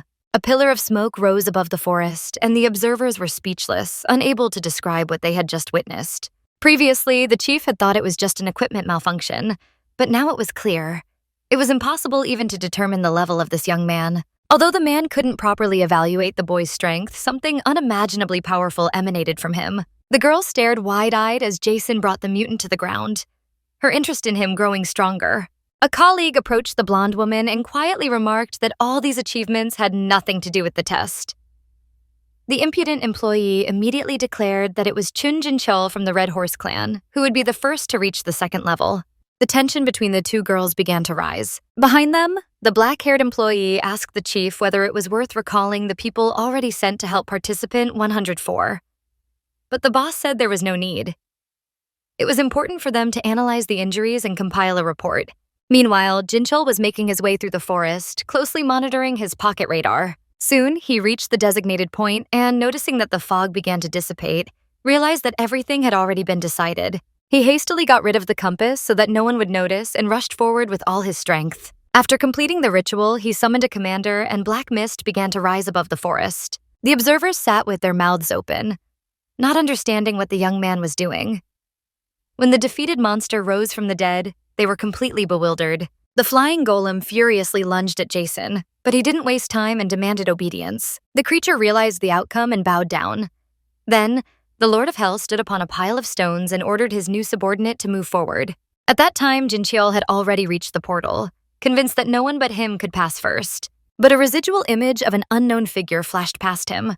The young man was completely stunned and couldn't comprehend how his rival had managed to perform such a feat. In the corridor, Lisogu approached the observation room, from which surprised exclamations could be heard. He assumed the audience was astonished by Jinchul's actions, but upon entering, he saw only the bewildered face of a teenager and felt deep disappointment. A bit earlier, Jae-seon had climbed onto his new stone subordinate and searched for a shortcut together with him. Deciding not to take detours, he ordered to move straight ahead. Then he activated the Breath of the Ghetto King, and half of the forest was scorched by this skill. The monster carried him forward, while the black-haired youth tirelessly used the ability again and again. The observers were stunned.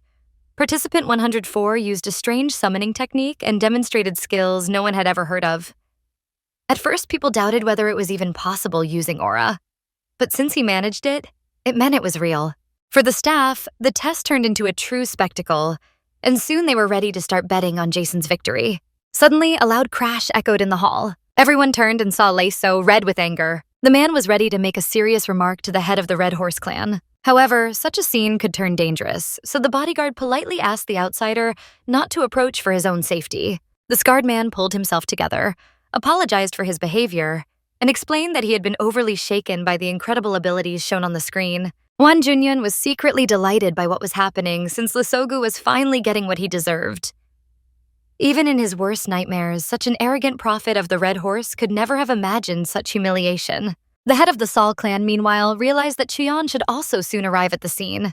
Jinchol's anger burned brighter and brighter when suddenly a dark figure appeared behind him. He turned around and saw Shinchun rushing toward him. Gritting his teeth, the young man decided that he had no right to lose even to such a dog.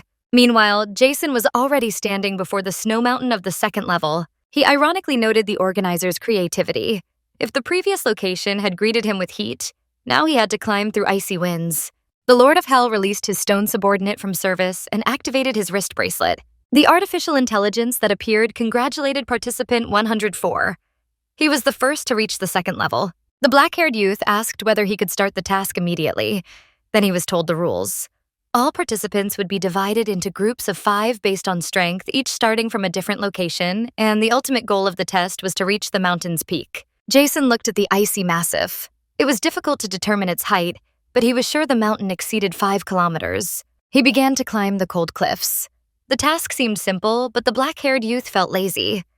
Moreover, drones constantly hovered above him, preventing him from using his main trump card. Meanwhile, Jinchul appeared below. Looking at his rival, Jason recalled that low-ranked awakened often made a living as simple porters. The blonde, however, grew increasingly furious, outraged that their starting positions had been different.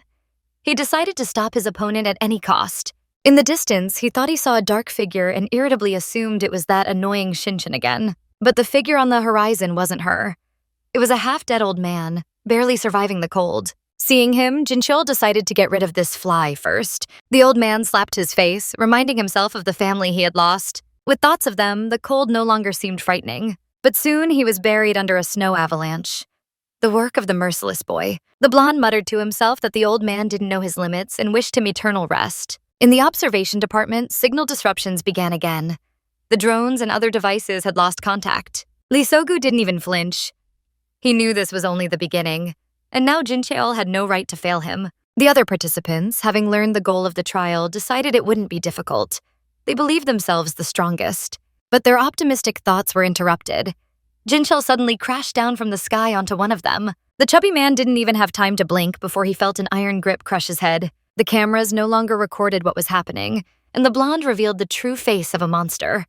The champion's Iraq injection had turned him into a ruthless killer. Confident he could now destroy all his rivals. Shinchun, meanwhile, continued climbing but noticed that her equipment started malfunctioning again. She still didn't understand the cause of what was happening. Jason, however, was relieved to realize that the surrounding devices had stopped working. That meant he could finally act as he pleased. He let go of the rock he was holding, smiled, and summoned the armor of Belark. At that very moment, Shinchun felt a powerful surge of energy from below. Jason soared past her face, flying upward on his wings. The girl couldn't believe that participant 104 possessed flight techniques using aura. She had no idea that it wasn't aura at all. Below, the mutated Jinchul continued slaughtering his opponents. Sitting atop a lifeless body, he suddenly noticed Jason racing toward the summit. Enraged, he decided his rival must have been given an ampule from an ultra-rare series and rushed after him. Meanwhile, in the observation room, Hwan Junhyun demanded the immediate termination of the competition. The safety of the participants had always been a priority, and therefore Hwan Junhyun insisted on halting the trial. But the chief merely asked everyone to be patient and promised that all malfunctions would be fixed as soon as possible. Lesogu simply laughed in response. He said that if those who dream of becoming hunters couldn't survive such a minor incident, how could they ever handle their real duties? His audacity stunned many. The long-haired man turned to the test supervisor, wanting to hear his opinion. The latter hesitated and gave no answer. Junhyun, clenching his teeth, suggested that Lesogu himself was involved in what was happening, and the scarred man didn't even try to deny it. On the contrary, he said that weaklings should be disqualified immediately. He smirked and added that the rookie from the Solin clan was far too feeble to advance any further. Silence filled the hall. Lisogu's words were so provocative that no one knew how to react. But Junyan flared up in anger. Lisogu only smirked again and advised the old man to take a break and retire. Meanwhile, Jason had already reached the top of the icy iceberg. Before him appeared a new portal leading to the next level. He was ready to enter the final round. Shinshin was still persistently climbing upward, clutching her staff. The mutated Jincheol was moving along the cliffs like a wild gorilla. And at that moment, the old man made his presence known again. He had managed to escape the snow avalanche. Crying with relief, he felt that surviving alone was already a victory. But the icy cold quickly seeped into his bones, and the old man decided it was better to go back down. Meanwhile, the artificial intelligence announced the rules of the third level. The participants would face a monster raid. By fighting them on the battlefield, they had to earn points. And at least 1,000 were required to pass the stage. Shinshin found herself in a dark cave. She tried to wait until her eyes adjusted to the darkness when suddenly she heard someone calling her name. Behind her stood the mutated Jincheol. He wanted to know if she had seen that flying rival anywhere nearby. Realizing who stood before her, the girl understood that the situation was extremely dangerous. The blonde irritably noted that somehow she had managed to get here before him, and it made him furious. Shinshin tried to brush him off politely and told him to get lost. She let her guard down and recalled her master's warning. She should have been more cautious with participant number 104. He had been faster on the first 2 levels, but on the third, the situation could change. Suddenly, an error appeared on the girl's transmitter. The aura reactor was malfunctioning. This device amplified the Awaken's energy output and activated the suit's defense functions. But now it had failed. At the moment she tried to figure out the problem, her body was pierced by a heavy wound. Shinshin was simply unlucky. She ran into the bloodthirsty Jincheol, who had initially intended to deal with another opponent but found an easier prey. Meanwhile, the Lord of Hell continued effortlessly destroying every monster he came across. His command to the shadows to finish the cleanup caused the remaining creatures to turn to ashes. He noted that he had spent too much time on these losers, and even after collecting 530 points, he realized it wasn't enough. When he tried to continue the count, the device malfunctioned. It was broken.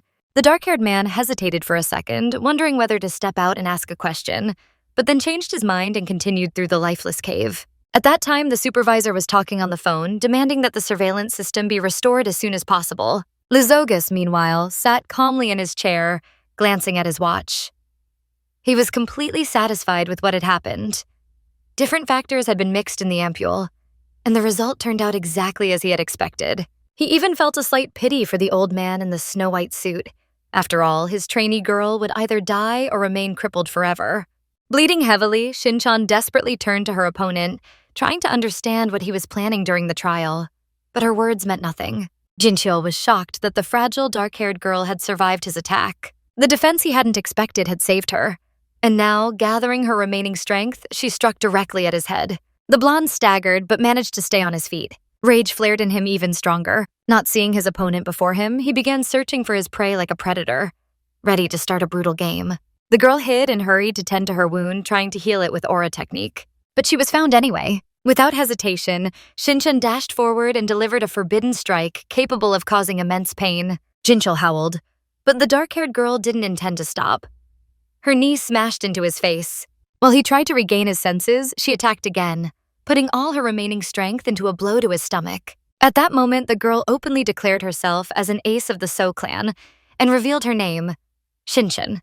Her move was so powerful that Jincheol coughed up blood and was thrown several meters back, falling with a pierced abdomen. The girl looked at him with contempt and admitted that even monsters seemed less disgusting than this man. Her master's words proved true. She spat and left the battlefield, confident she had done the right thing. Meanwhile, Jason kept slaying new monsters, but was surprised to see that the number of points didn't change. Then he realized the device was broken.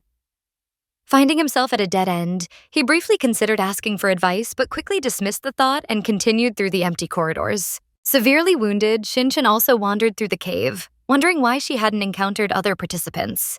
But suddenly, a lifeless body flew past her, and she felt danger. Before her stood Jincheol again, the one she thought was defeated. Terror gripped her.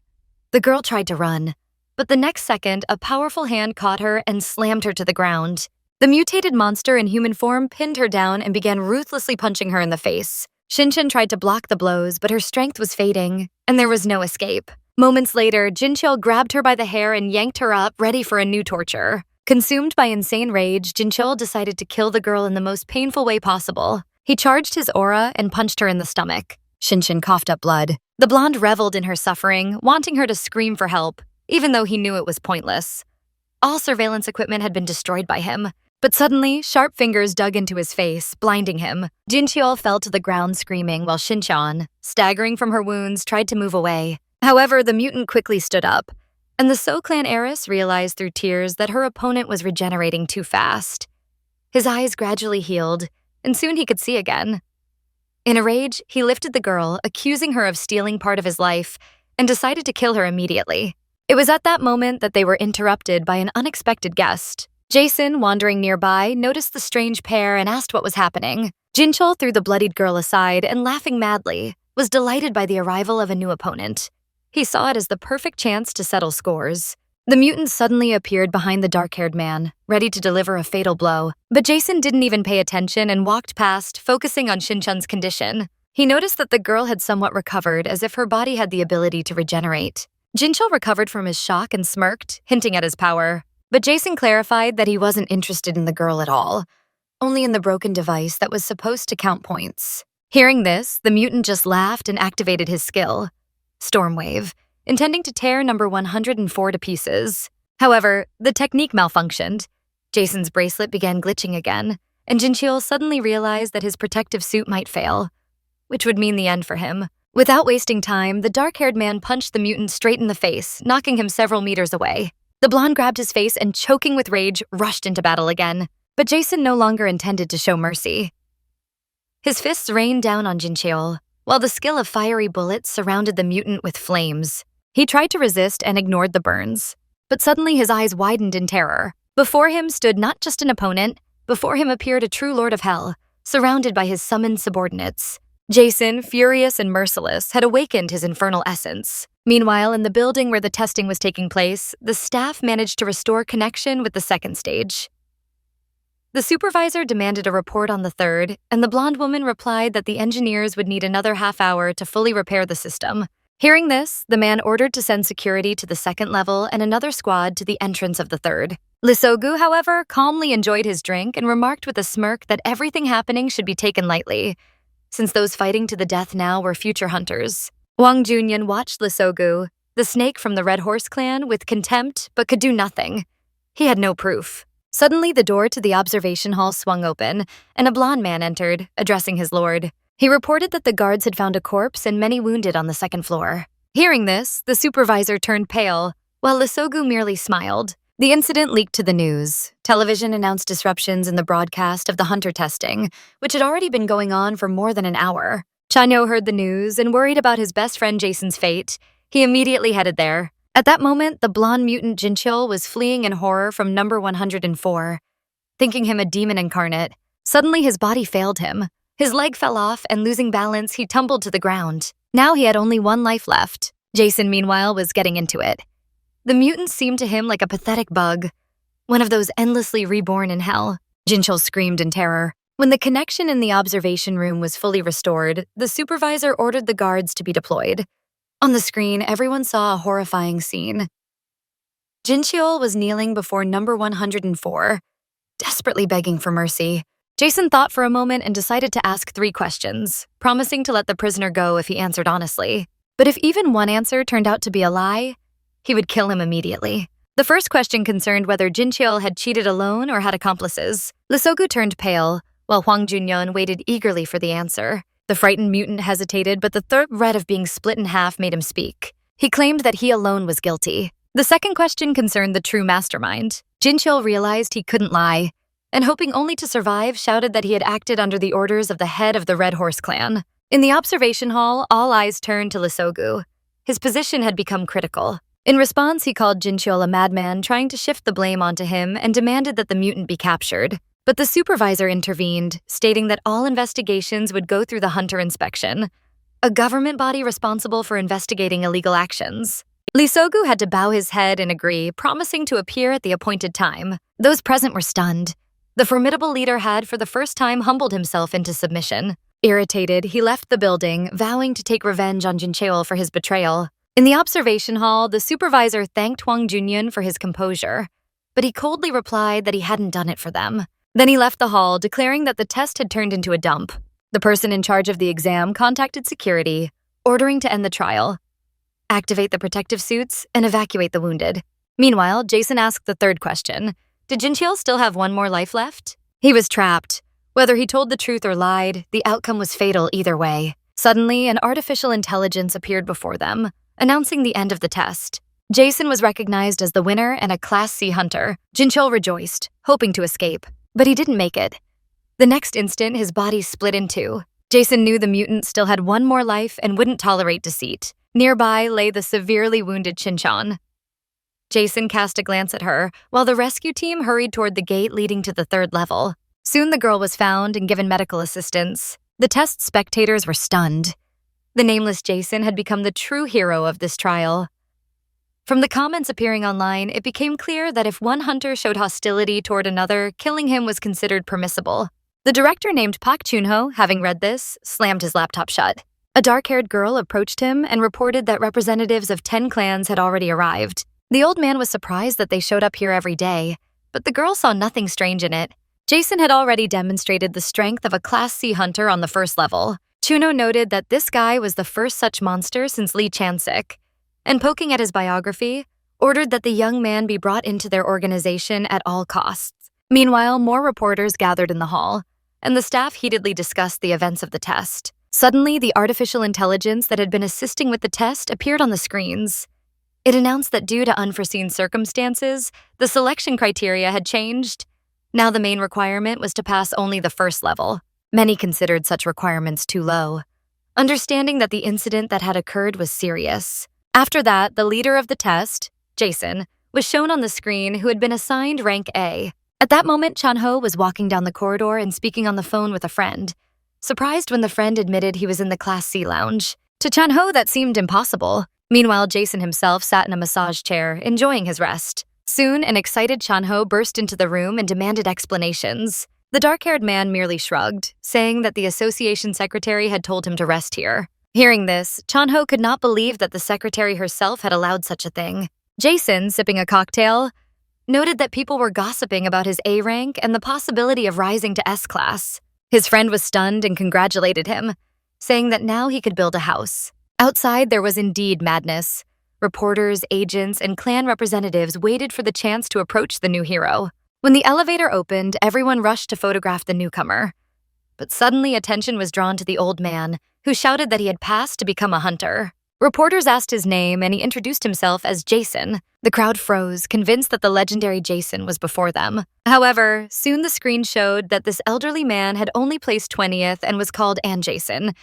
His qualification: borderline. Meanwhile, the injured were evacuated, and many cursed Jin Cheol. Workers searching the 3 levels reported that they had not found traces of the blonde mutant, and the passage was closed. One of the employees thought irritably, could Jin Cheol really have escaped? The news reported the catastrophe in greater detail.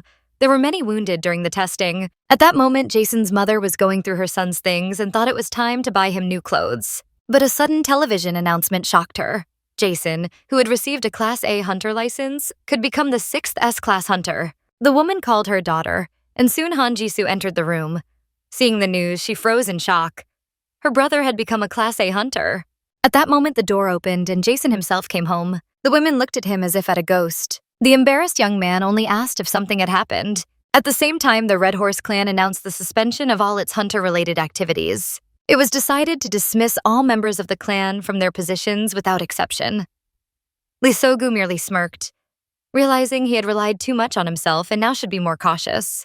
He did not intend to sink because of some Chan Jin Cheol. The bespectacled man insisted that Lee Sogu go with them to the inspection, but he only laughed and replied that unexpected events always occur in dangerous affairs, and it was absurd to trust the words of such a nobody. Kim Sun-chu released his aura, demanding submission, and the long-haired man responded in kind, reminding him that it was thanks to him that the inspector occupied his position. Suspicions about the mysterious death of the former clan leader only intensified. Kim Sun-chu ordered his companion to prepare, saying that the madman needed to be destroyed before he killed them himself. But suddenly a strange knife strike occurred, and the subordinate was horrified, claiming it wasn't his doing. Lee sarcastically noted as if they had decided to fight among themselves. Soon it became clear.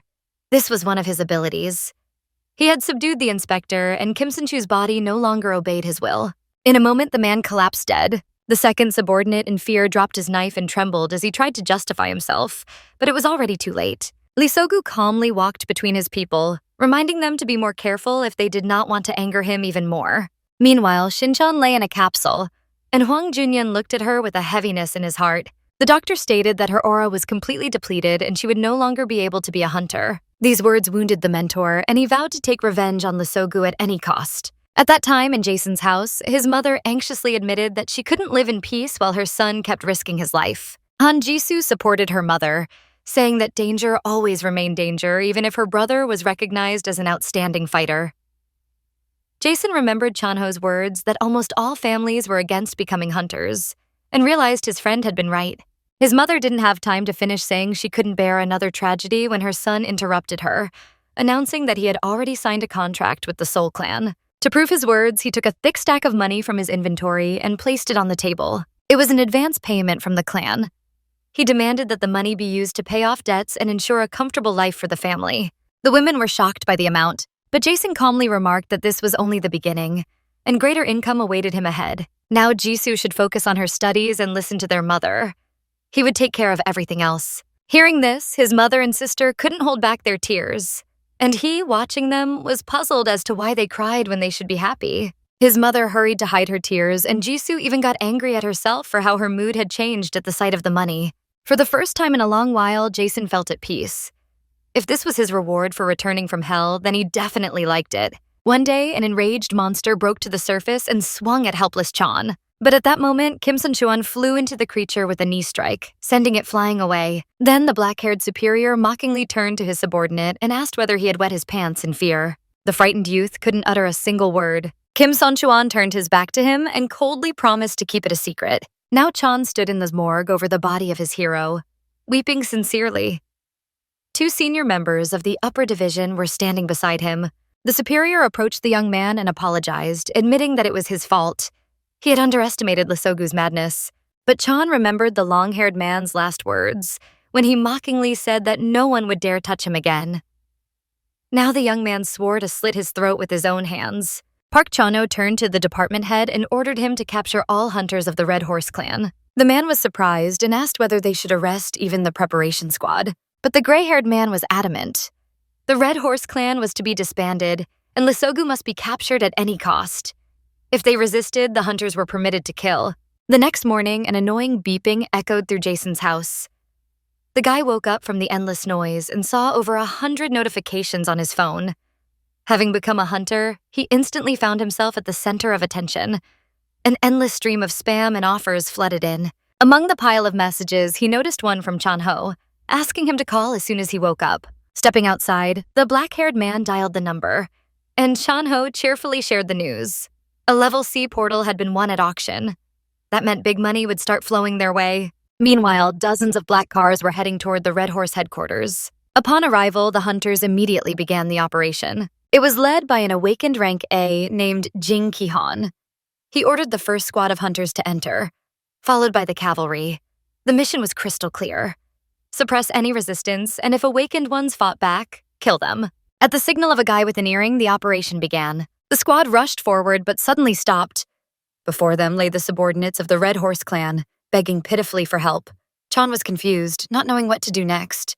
But Jing Ki-han ordered him to deal with it and advanced with the others. Moving through the ruined corridor, they saw among the bodies an enraged Hwang Junyeon sitting in a chair. The elite squad continued clearing the estate and soon reached the massive doors leading to the main hall. Chan-han unsheathed his blade, expecting to face Lee, but instead, before them lay the lifeless body of the long-haired man. The other fighters approached one by one, shocked by what they saw. Consumed by rage, Chan demanded that the bastard get up. He wanted to take revenge himself. But Jing Ki-han knelt beside the body and calmly said that Lee was already dead. Only then did Chan regain his composure a little. The rank A hunter glanced at Hwang Junyeon and remarked that even for revenge, what he did outside was excessive. The man replied that all the slaughter outside was his doing, but he didn't kill Lee. Meanwhile, elsewhere, the old man who hadn't received a single call from any clan was boiling with rage. Realizing that no alliance had accepted him, He decided to form his own clan. But he clearly saw that if things continued this way, he wouldn't even be able to face monsters and would die of hunger. At that moment, a notification popped up on his phone and his face lit up with unexpected joy. Meanwhile, Jae-seon and Chun-ho were driving in a white car. Chun-ho was stunned. His friend had received 10 offers from different clans at once. But Jae-seon only needed one, the Soul Clan, since they had the best equipment. Yet Jae-seon admitted that he didn't need anyone else's gear. He couldn't show them the equipment he brought back from hell. Then the black-haired man looked at his friend and asked how much one could earn in a level C portal. Chun-ho explained that such a mission cost 50 billion, while taxes and fees amounted to 30 billion. Hearing that, Jae-seon grew furious. On what grounds were such insane sums required? But Chun-ho only added that if they managed to obtain an ether core, they could make a solid profit. After that, he reminded his friend that Jae-seon had been assigned an escort who would collect the cores with him. But could that escort handle it alone? The Lord of Hell frowned. Why should he go into the portal alone? After all, Chun-ho was also supposed to accompany him. An awkward silence filled the car. Chun-ho, confused, asked again if he had heard Jae-seon's words correctly. Then the black-haired man, without a shadow of doubt, declared that he had already registered his best friend as his escort.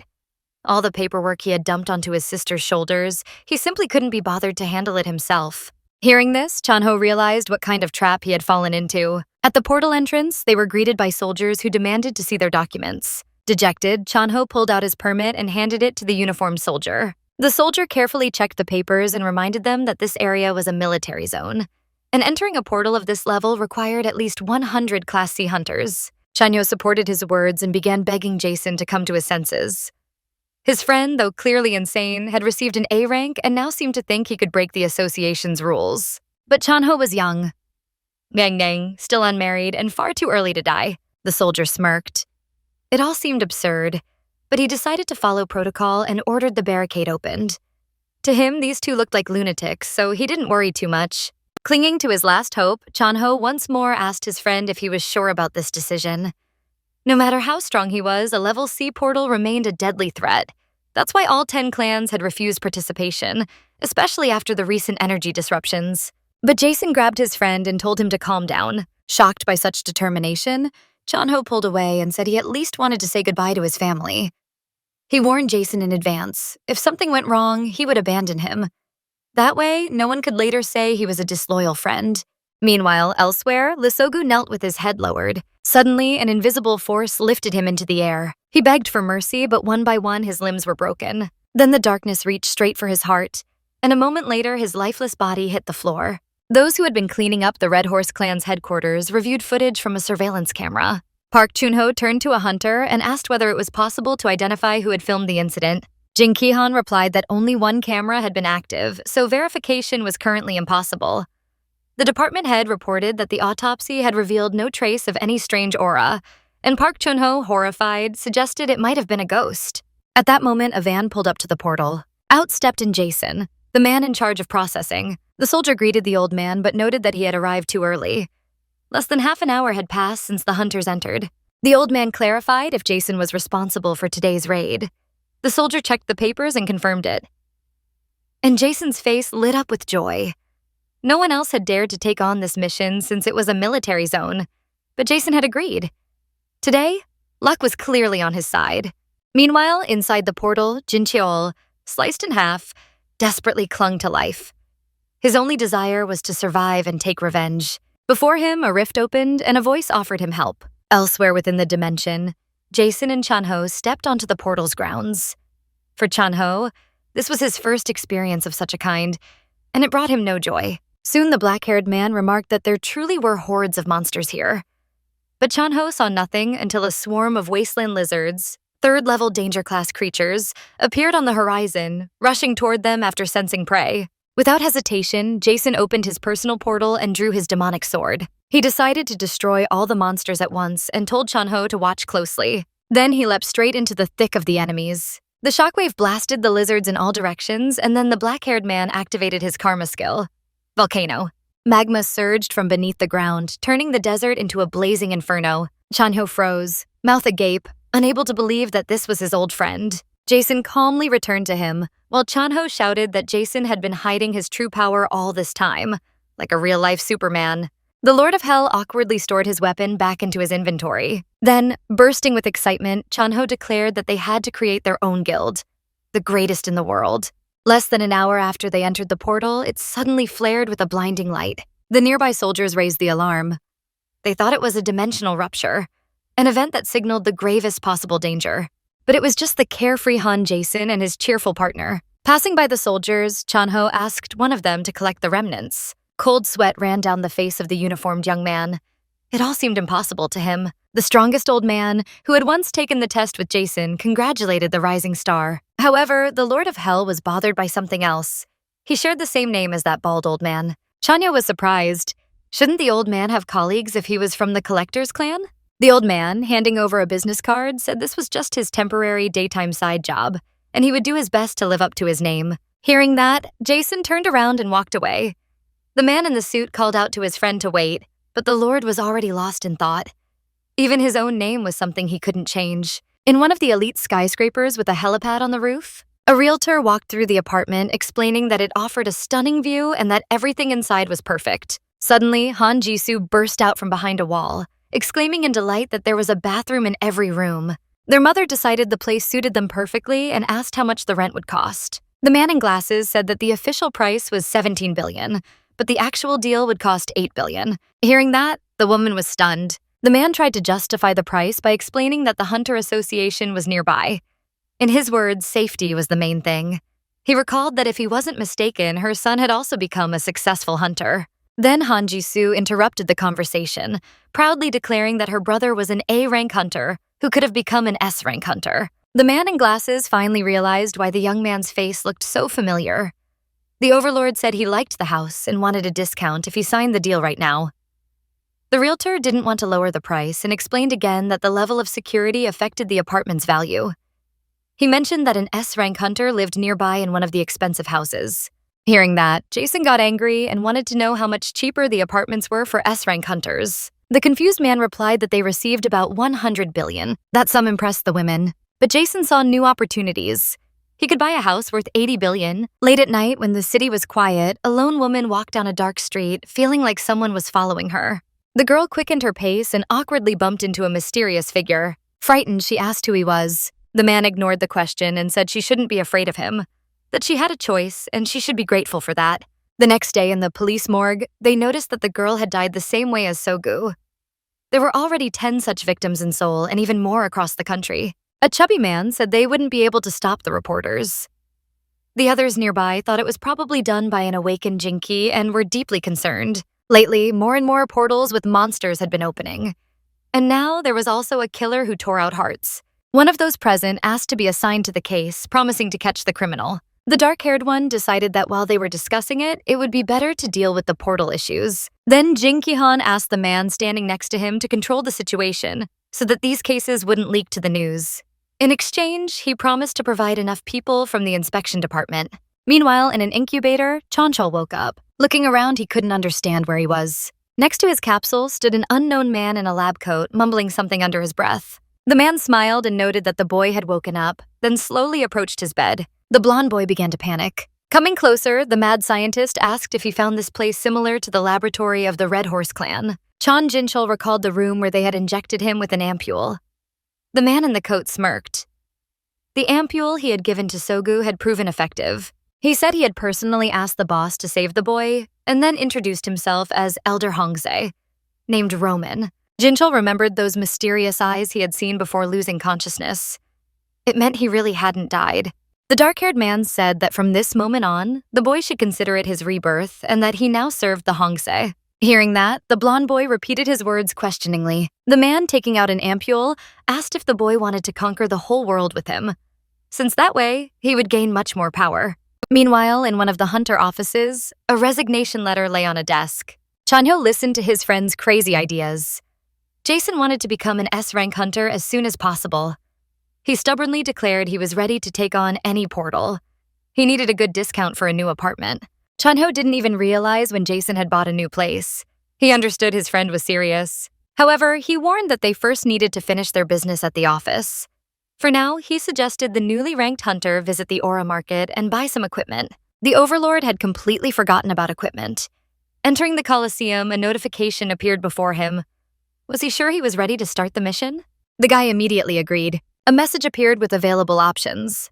After thinking a little, Jason decided to choose the fifth one, the Iron Fortress. Then another notification appeared. He had to eliminate the overlords in the field, preserve the law of causality, and break the seal on space and time. Another message followed, asking for confirmation. Was he sure he wanted to load the information about the Iron Fortress of Balark, recorded 45 years and 78 days ago? The Lord of Hell confirmed his intention, and his entire past life flashed before his eyes. Soon, near the Iron Fortress of Balark, a mysterious light appeared. From it stepped out a man holding a wooden shield and an iron sword. It was Jason. He was puzzled by his ridiculous appearance, which slightly irritated him. Meanwhile, in the Hunter Association, a stack of newspapers lay on one of the desks, all of them writing about the emergence of a serial killer. Sitting in his chair, Pak Chonyo ordered that every clan be notified and the news be posted on the main page. At that moment, the door to the chief's office opened and a girl named Ion entered. She reported that the Ocean Clan had failed their mission in a B-rank portal. The man in the suit was surprised. The Ocean Clan was considered a fourth-generation clan that included Bakarin and many awakened hunters of Class A. Adjusting her glasses, the girl clarified that the monster's power exceeded Bakarin's skills, so they now needed another C-rank hunter for that location. Pak Chono thought to himself that if the portal wasn't cleared within 12 hours, a breach would appear. Fortunately, the request for help came directly from Bakarin. Soon, the director ordered to explain the situation to Lee Chansik and So Donchul, and to contact them on behalf of Bakarin. That way, no one would be able to refuse the #1 hunter in Korea. Ian reminded him about another hunter, Ryu Seon from Fortis. Their relationship was poor, but Pak didn't care. He wanted them to do everything possible and prevent the portal from collapsing. Meanwhile, in the ruined part of the city, at a children's orphanage, kids were playing on the playground. An adult man was watching them. Two of the boys were role-playing. The dark-haired one wanted to get rid of the monster in the yellow shirt, but the boy refused that role. Then a red-eyed man joined the game. So Donchul, a Class C hunter from the Ravens clan. He was 35 years old and held the second rank in Korea. The children teamed up to defeat the adult monster, and the man gladly played along, turning into a beast. At that moment, a nun approached him, so Donchul was surprised and asked what had happened. The girl said there was an urgent call from the association. The man took the phone, complained that they never let him rest, and asked the nun to take the children inside. It was time for him to go. As he left, the woman wished him good luck and asked him to be careful. So Donchul turned around with a smirk. Did they really doubt the best hunter in the country? Meanwhile, on Jeju Island, near a sea-level portal, 2 rows of hunters stood in formation. From the red rift emerged an unknown figure who said he was bored. It was Lee Chansik, an awakened S-class hunter, the #1 hunter in Korea. He was 28 years old. The young hero was warmly greeted by the others. A secretary approached him and reported that an official request for help had arrived on behalf of Bakarin. Hearing that, the blue-eyed hunter smiled, remembering how beautiful she was. Meanwhile, Jason stepped onto one of the seals. It activated, and a monster began rising from the ground. Moments later, the creature settled at the entrance to the fortress. A notification appeared. His mission was to defeat the gatekeepers of the Iron Fortress. There was no time limit. The dark-haired man understood that with his current body, even standing nearby was dangerous. He had only the Odi sword and an ice shield. He dropped his gear and sat on the ground, recalling how he defeated the monster last time. His memory was hazy. He looked again at the ice shield, then at the boss, and suddenly an idea struck him. At the same time, soldiers in the city cordoned off the entrance to a B-rank portal, asking reporters not to cross the perimeter. However, a massive crowd of journalists gathered nearby, ready to report on the first failed attempt at a raid. Government officials couldn't understand how the information had leaked. The crowd of reporters immediately surrounded the Ocean Clan and its representative, Bakarin. Everyone wanted to know from the Class C huntress the details of the first attack and her plans to deal with the aftermath of the failure. But apart from that, the reporters were especially interested in another question. Did such a beautiful woman have a boyfriend? Smiling, Bakarin approached a modest guy in the crowd and politely asked for his microphone. Taking it, she gave a confident speech. The portal would be stopped, the destruction prevented, and she had already secured the support of the 2 strongest hunters in the country. The audience could hardly believe their ears. Who could be stronger than Bakarin herself? But soon their guesses were confirmed. She had invited Lee Chansik and So Donchul, the first and second in the national ranking. The reporters barely had time to react before both legends approached the dark portal. Cameras clicked endlessly. The blue-eyed Lee Chansik smirked, noting how Bekarin had turned her defeat into a show. No wonder I chose her, he thought. So Donchul grimly remarked that the huntress herself must have invited all those reporters. Meanwhile, Jason continued his battle in the Colosseum. Fireballs rained down on the monster guarding the fortress entrance. The beast roared, releasing its aura. But that was exactly what the Lord of Hell had been waiting for. He took a stance, knowing that even the slightest mistake would cost him his life. The creature growled furiously that some insignificant flea had dared to wake it. Suddenly, the colossal body slipped on ice and crashed down. Jason didn't miss the chance. He ran forward, raised his sword, and noticed a seal on its neck. Without hesitation, he drove his blade straight into the weak spot. The roar of the defeated reptilian echoed through the entire fortress. Jason looked at the fading flames, then at his cracked sword and smirked. Lucky that he'd remembered the weak point. The sword was now useless. A notification appeared before him. He had received special permission from the seal and could now enter the Iron Fortress of Balak. The realization level had reached 33%. However, the hero decided to first find a reliable weapon. He moved on, feeling along the walls. Soon, he pressed the right block, triggering a secret mechanism. The doors opened, leading to Balak's treasure vault. A notification warned access was granted for only 5 minutes. The room sparkled with treasures and weapons. Jason slowly approached a wooden stand and noticed a dark sword. This blade, though considered low class, possessed power against dragons. Without it, entry to Balak himself was impossible. Minutes passed. The hero leaned on his new weapon, gazing at the armor and piles of gold. At first, he didn't think much of them, but soon the thought crossed his mind. These could be the funds for my dream apartment. A new Colosseum notification appeared. Conditions fulfilled. Balak's chamber now accessible. Realization level reached 66%. The Lord of Hell stood before the massive iron gates. And then they opened. Out of the darkness emerged the final boss. A monstrous creature with round crimson eyes that roared so fiercely the fortress walls trembled. So Dongchul couldn't endure the terrifying ultrasonic scream and was about to twist off the beast's head when the giant suddenly raised its massive club and struck with furious force. But the attack missed its mark. The hunter soared into the air and slammed a crushing blow onto the monster's head. The creature's howls only grew louder. Gritting his teeth, So Dongchul ordered his team to attack together. The rookies rushed into battle, surrounding the monster and striking from every side. Yet their weapons were useless against its thick hide. Behind the dark-haired hunter appeared Bekarin. She encouraged So Dongchul, but suddenly a voice came from behind.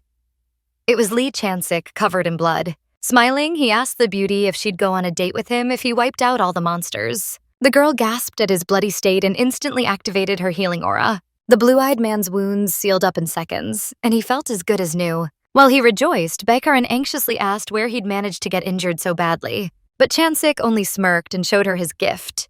The corpse of a defeated Ogre King, level 2 in danger rating. The girl's jaw dropped. Defeating an Ogre King alone was beyond belief. Chansik hugged her and asked if he was cool enough now. But Bekarin angrily told him to take his hands off her. Meanwhile, the monster continued to tear apart the rookies. So Dongchul couldn't understand what kind of enchanted skin this beast had, if even aura-infused strikes couldn't pierce it. Chansik headed to help the team, and as he walked away, he reminded Bekarin of her promise about the date. The girl was confused. She hadn't promised anything of the sort. At the same time in the Iron Tower, Jason opened his potion inventory before the gate. The system displayed 128,000 points available. Was he sure he wanted to use the experience bubbles? Without hesitation, he used them all at once. His body flared with light, granting a plus 10% boost to all stats. Now he was ready. Jason pushed open the heavy iron doors and stepped into a vast hall. On the throne sat Balark himself. The hero greeted his old enemy, but the demon did not respond. Suddenly, the wall behind him crumbled. A crimson dragon burst forth. The beast opened its jaws, preparing a fiery blast. But Jason was ready. With resistance to vanishing dragons, he activated his ability, Blood Naturalization. Meanwhile, in the real world, a curly-haired guy named Yeonchal hosted his show, Weekly Hunters. He presented the weekly rankings. First place went to Lee Chansik, the younger son of a conglomerate and leader of the Chosun clan. Second place went to So Dongchul, the orphanage director and godfather to many children. The third spot was taken by the lovely Bekarin, the white lily among hardened hunters. Yeonchul reminded viewers that recently a Class B portal had caused major trouble, but the trio of top heroes cleared it within 6 hours. As he spoke, his gaze fell on a photo of a young man he'd seen before. Moments later, he remembered that was the very hero who once single-handedly saved him from a horde of monsters. Meanwhile, in the Hunters Association office, a deranged hunter named Jake sat thinking. He noted that lately, portals were being cleared far too quickly. Suddenly, his colleagues approached and invited him to have a drink at a nearby bar. The man in red robes coldly replied that he had unfinished business at home and refused. When they left, he sat at his computer, opened a map of Korea, and staring intently at it, concluded that their plans still lacked a scapegoat. He decided it was time to change the circumstances. Meanwhile, Jason faced the enraged dragon head-on. Streams of fire spewed from its jaws, but he couldn't allow it to finish its attack. With icy determination, he struck precisely, and the cursed reptile collapsed dead. At that moment, a flood of memories from his past washed over him, but there was no time for sentiment. Balark was already hurling his spear. The hero dodged effortlessly, thinking irritably that this mission was becoming a real nuisance. The furious fortress lord said nothing, but his rage pulsed through every motion. He attacked again and again, unleashing deadly blows, but Jason parried each one, storing power within himself. Finally, his turn came. The young man lunged forward, releasing all his might, but the enemy's pressure was overwhelming. Balark roared, and vast wings unfurled behind his back. He activated the skill Brontosaurus weapon and struck down upon the insolent fool, shouting, "One attack, one death." But the result was the opposite. The giant himself was decapitated. Jason smirked as he watched the former lizard take on the form of a dragon. Suddenly, white liquid began to pour from the fallen monster's head. It gathered into the shape of a new being, a snow-white celestial. He roared in fury, demanding to know who dared disturb the peace of the holy apostles. Meanwhile, elsewhere, a madman was finishing a sacrifice. He squeezed the last drops of blood from a heart and prayed to his master for the ritual's success. From the crimson puddle, tendrils rose, forming a portal. At the Hunters Association, a call came through to Jake's desk. The mad scientist introduced himself as the director of Portal Scouts. His subordinate reported that the sacrifice had succeeded and received the order to continue until enough victims were gathered. Meanwhile, Jason saw system notifications appear before him. An unknown entity had entered the area, identified as a superior celestial. After that, the interface began to malfunction. The hero realized this was an extremely dangerous opponent. But then the system announced that the area's realization process was complete. Now he could use his own power. Jason grinned. The timing couldn't be more perfect. A storm of energy surrounded him. The celestial sneered in disdain, deeming him a mere insect, and commanded him to die. An explosion thundered through the iron tower. The snow-white being was certain nothing remained of his foe but dust. Yet from the smoke burst a black-haired youth, sword in hand, piercing his enemy through. The celestial only smirked, asking if the boy truly thought such a pitiful attack could harm him. But Jason had never expected it to. He had prepared Hell's ultimate skill, flaming pool of eternal suffering, whose power depended on the realization level. In an instant, the celestial found himself in the void of space. Behind him, a glow appeared, beginning to consume his body. The white monster couldn't believe his eyes. How could such a lowly human possess such power? He tried to warn the other celestials of what had happened, but a black hole swallowed him whole. System notifications flooded the screen.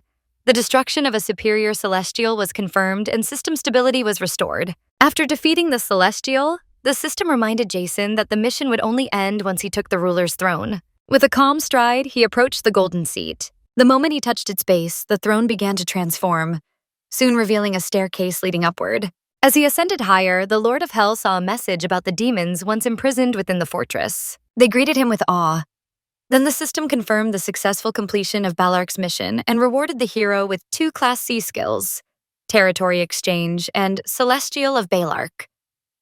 Now Jason could summon his fallen enemies into his shadow army. The monsters swore eternal loyalty to their new master. However, he merely smirked and ordered them to be silent. He would call upon them only when truly needed. Sitting upon the throne, the black-haired man noted that all that remained was to clear the portals and earn some money. Meanwhile, at the Hunters Association, a first-degree alarm resounded. In the Dokuden district of Kanam City, an A-rank portal had been discovered. Before declaring an evacuation, the leadership decided to dispatch a task force.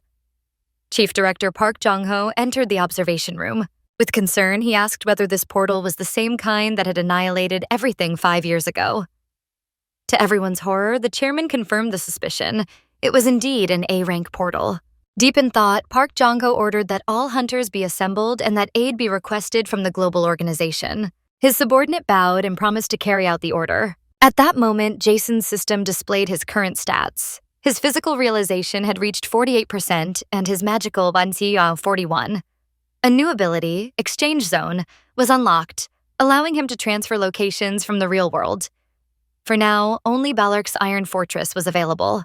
The hero noted that his realization was still too low and decided he needed to obtain more skills. Standing on an empty platform, he activated Area Exchange. The system recorded the event on the 124th page of his log, dated 33 years ago. The Colosseum around him began to slowly transform. Meanwhile, at the association, all chief directors and high-ranking figures gathered around the round table, with others joining online. The chairman, ensuring everyone was present, opened the meeting concerning the A-rank portal in Kanam. Elsewhere, inside a police transport, sat Hwang Junyun, surrounded by guards. He pondered who could have killed Lisoga. One thing was certain. It couldn't have happened without the interference of a powerful force. Hwang's thoughts turned to his student.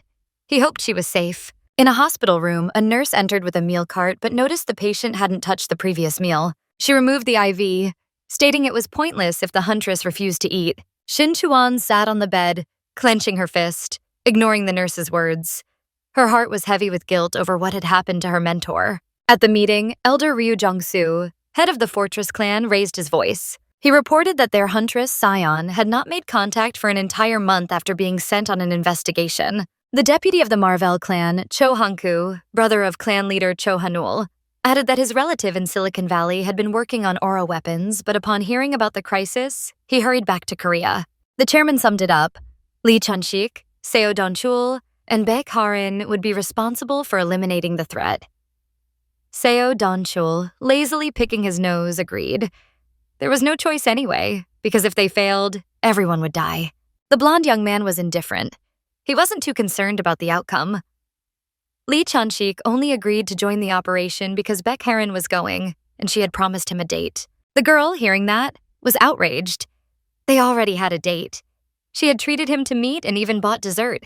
But the blonde was dissatisfied, insisting that a date should be private. Yet she had invited Seo Don-chul along. To him, that didn't count as a real date. Furious, Baek Ha-rin insisted that if she said it was a date, then it was a date. Watching their bickering, Seo Don-chul sighed that he was ashamed to even associate with such people. He said they could settle their argument later. For now, they should find volunteers among A-rank hunters. Director Zhao supported the idea. If 3 S-rank hunters managed to clear an A-level portal, it would be a historic event for all of Korea. Then the chief director, Park Jong-ho, demanded that they gather at least 100 A-rank volunteers and allocate 10,000 ethers. His words caused confusion in the room. 10,000 ethers was the association's entire annual reserve. At the table, Jake sat quietly, carefully absorbing all the leadership's plans. Soon, a level 1 alarm resounded throughout the city. Residents were ordered to take shelter immediately in the association's bomb bunkers. Under the pouring rain, guards in raincoats received the command. The hunter squad was to begin the operation immediately. Many were unhappy with such sudden orders, while others had simply come to see the strongest hunters in action. Seo Don-chul slung his bat over his shoulder and said they should finish the job quickly, so the kids could still make it to their date. Lee Chan-sik flared up and asked the older man to stop interfering. The dark-haired one just smirked and said he wasn't meddling, just wishing everyone good luck. The hunters stepped into the dark portal. Before them unfolded vast, unfamiliar lands. Seo Don-chul ordered everyone to check their equipment and spread out. Lee Chan-sik told Baek Ha-rin he was going scouting and asked her to stay put. As soon as he left, the girl radioed the dark-haired man, reporting that hunter number 1 had gone to scout. Seo Don-chul remarked irritably that she could have said that directly. He immediately relayed an order to the others, set up camp in 2 lines and fortify their position. Meanwhile, in his office, Chang-ho was practically praying for his friend to finally answer the phone. And the gods heard him. Jason picked up. When asked irritably what he wanted, Chang-ho, barely containing his anger, demanded to know why Jason had been ignoring his calls for so long. But instead of an answer, he heard Jason talking to his mother, telling her not to take unnecessary things to the new house. Falling back in his chair, Chang-ho realized his friend was moving. And indeed he was. Finally, the dark-haired man asked what had happened. The brown-haired one explained that an A-level portal had opened in Kanam, and the association was requiring all B-rank and higher hunters to go there. Jason was surprised. Such events were happening right next to his home. He asked what kind of portal it was if they were summoning so many people. Chang-ho explained, 5 years ago, this same rift had triggered a chain of disasters, and only 3 S-rank hunters had managed to close it back then. In response, Jason kept talking to his mother, persuading her not to bring kitchen utensils and promising to buy everything new. Then, closing his eyes, the Lord of Hell suddenly asked, "If I close this portal, will my rank be raised?" Chang-ho was stunned by such a bold question. Meanwhile, inside the portal, they discovered packs of blood wolves, level 2 danger class monsters whose favorite food was human blood. Hiding behind a rock, Seo Donchul reported enemy positions, 12 o'clock, 3 o'clock, and 9 o'clock. But soon, another hunter spotted a new pack at 6 o'clock. The squad was completely surrounded. The system reminded them, ethers only appeared after defeating monsters. They ranged from Class E to Class S. They had become the new currency of humanity, which, step by step, was nearing collapse due to imbalance, environmental destruction, and reckless resource use. That was when ethers appeared. Special crystals filled with unique energy that allowed humanity to postpone its downfall. When an ether was charged with aura and implanted into an awakened one's body, their abilities were greatly enhanced. Just as aura weapons were essential for fighting in portals, ethers became vital for the hunters themselves. Seo Donchul clenched a glass vial tightly in his hand and ordered his squad to power up. Hearing the command, the fighters hurriedly injected themselves with glowing liquid from their ampules. Their aura strength immediately increased, and the hunters were ready for the upcoming battle. The bloodthirsty wolves lunged to attack, but suddenly a meteor streaked across, scattering the pack in all directions. The warriors recognized the passing figure with astonishment. It was hunter number 1, Lee Chan-shik. The blonde youth rushed across the desert, thinking he hadn't wanted to use such a destructive force. But he had no choice. The next instant, he unleashed a colossal burst of aura, tearing apart the space around him. The pack howled greedily, drool dripping from their jaws, but all their attention was fixed on the white-haired boy. Seo Donchul then ordered Baekharin to cover the rear, while Lee Chan-shik drew the enemies away. The squad scattered in all directions, taking up positions. Leading the monsters away, Lee Chan-shik turned back to make sure they were following him. Up ahead, Seo Donchul was already charging forward, fully activating the power of the ether. Their eyes met, and Lee Chan-shik seemed to silently pass the baton to his comrade. The dark-haired hunter soared into the air and brought his bat crashing down with tremendous force. A blinding flash lit up the surroundings, and thousands of lightning bolts pierced the bodies of the blood wolves. Baekharin immediately activated her acceleration aura, strengthening her allies and restoring their energy.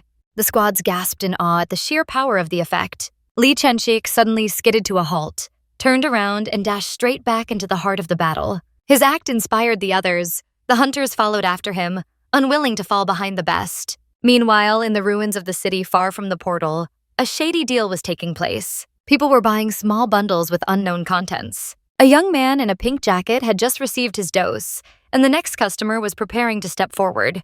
But his partner suddenly jumped out from behind a concrete wall, shouting that they had to run immediately. Everyone understood at once danger was approaching. The ragtag crowd scattered in panic, but in an instant, a bright beam of a searchlight illuminated the street. It was a police car. From the loudspeaker came an order to drop their weapons and surrender, or they'd all be charged with illegal drug trafficking. A dark-haired man with curly hair held a rusty blade in his hand, cursing his miserable life. The car door opened. From it stepped a figure in dark shoes. The man sneered as he looked at the gathered criminals. The Red Horse clan had fallen so low they'd become nothing but trash. The criminals froze, unable to believe their eyes. Before them stood Jeon Jinchul, the one they thought was dead. He extended his hand, offering his former comrades a new world. Their jaws dropped. A man returned from the dead stood right before them. Meanwhile, in the A-level portal, the last blood wolf was slain. The hunters were amazed. They had cleared a portal of such difficulty without a single casualty. Though many understood it had only been possible thanks to the 3 S-class heroes. Baekharin went around tending to the wounded, healing them with her aura. Seo Donchul felt her power and thought in admiration that if he had such abilities, he'd never leave the portals. The girl only frowned. Her skills were too expensive and required A-class ethers, and after each use, their debts only grew. The dark-haired hunter honestly admitted to himself that he'd feel better without treatment, but he was slowly getting used to it and even building up some resistance. Behind them, Lee Chan-shik's voice called out. He commented that Baekharin was chirping like a little bird. The girl's face twisted. Her irritation turned into fear. At that moment, one of the hunters searching the monster's bodies shouted with joy. He had found a B-class ether, but the joy lasted only a second. His head exploded into pieces. The terrified hunters rushed to help their comrade, but it was already too late. Before them appeared the enraged and starving boss of the portal. Meanwhile, outside the portal in the Dogokdong district, the atmosphere was tense. Within a 3-kilometer radius, the military had built defensive lines. To prevent any surprises, hunters from all regions were gathering. News reports stated that the legendary trio of S-class hunters was advancing inside the portal. Journalists recalled that last time, they had cleared a B-level portal in just 6 hours and 21 minutes. The female reporter asked if that was true, and her colleague in the danger zone confirmed, yes, it was. But this current operation had already lasted more than 10 hours. The association's goal was to gather A-rank hunters from all over the country to finish the mission. The Hunter Association closely monitored the situation. The chairman asked his assistant when the International Association's fighters would arrive. She replied that there was still no official response. The dark-haired man frowned. They were effectively in limbo, as all communication with those inside the portal had been lost. The woman added that the military was already prepared, and Cho Hanul would arrive only in 8 hours. For now, all they could do was rely on the trio of S-class hunters. The chairman ordered them to continue trying to reach the international organization. Hesitating, he decided not to even voice the worst-case scenario aloud. All they could do was believe in their heroes. Inside the portal, the battle raged on. The hunters drew their bows, and a rain of arrows poured down upon the gigantic demonic wolf. But it easily dodged and charged forward, ready to crush the humans. At that moment, a dark figure in a cloak broke out from the crowd. It was Lee Chan-shik. He stepped in the monster's path and deflected its strike, then activated his skill, Blade of Pleasure. His sword sliced through the air, but the monster managed to block with its claws. The blonde hunter leapt aside, yet the wolf immediately lunged again. The blows rained down relentlessly, and soon the young man's body gave out. Blood appeared on his lips. The demon was about to deliver a killing strike, but at the last moment Seo Don-chul shielded his comrade. Now he felt firsthand the kind of hits Lee Chan-shik had been taking. Meanwhile, Baek Harin hurried to heal the blonde's wounds. After receiving first aid, the young man tried to thank her, saying she had saved his life. But the girl sharply cut him off, saying the only thing that mattered was that he could still stand. The fight wasn't over yet. Lee Chan-shik, encouraged, agreed and charged his blade with ether to the limit. Meanwhile, So Dong-cheol kept wildly swinging his bat at the fanged monster. Suddenly, Lee Chan-shik appeared beside him, activating his aura skill, Tiger Claws. The black-haired man exhaled heavily. The boy was far too restless. In the next instant, the ferocious tiger aura tore through space. The young man delivered a series of slashing strikes, and the wolf collapsed lifelessly. The crowd of hunters erupted in cheers, chanting the hero's name. The blonde man, standing beside the fallen monster, calmly fixed his hair as if nothing had happened. So Dong-cheol, breathing heavily, noted that the victory had been achieved through joint effort.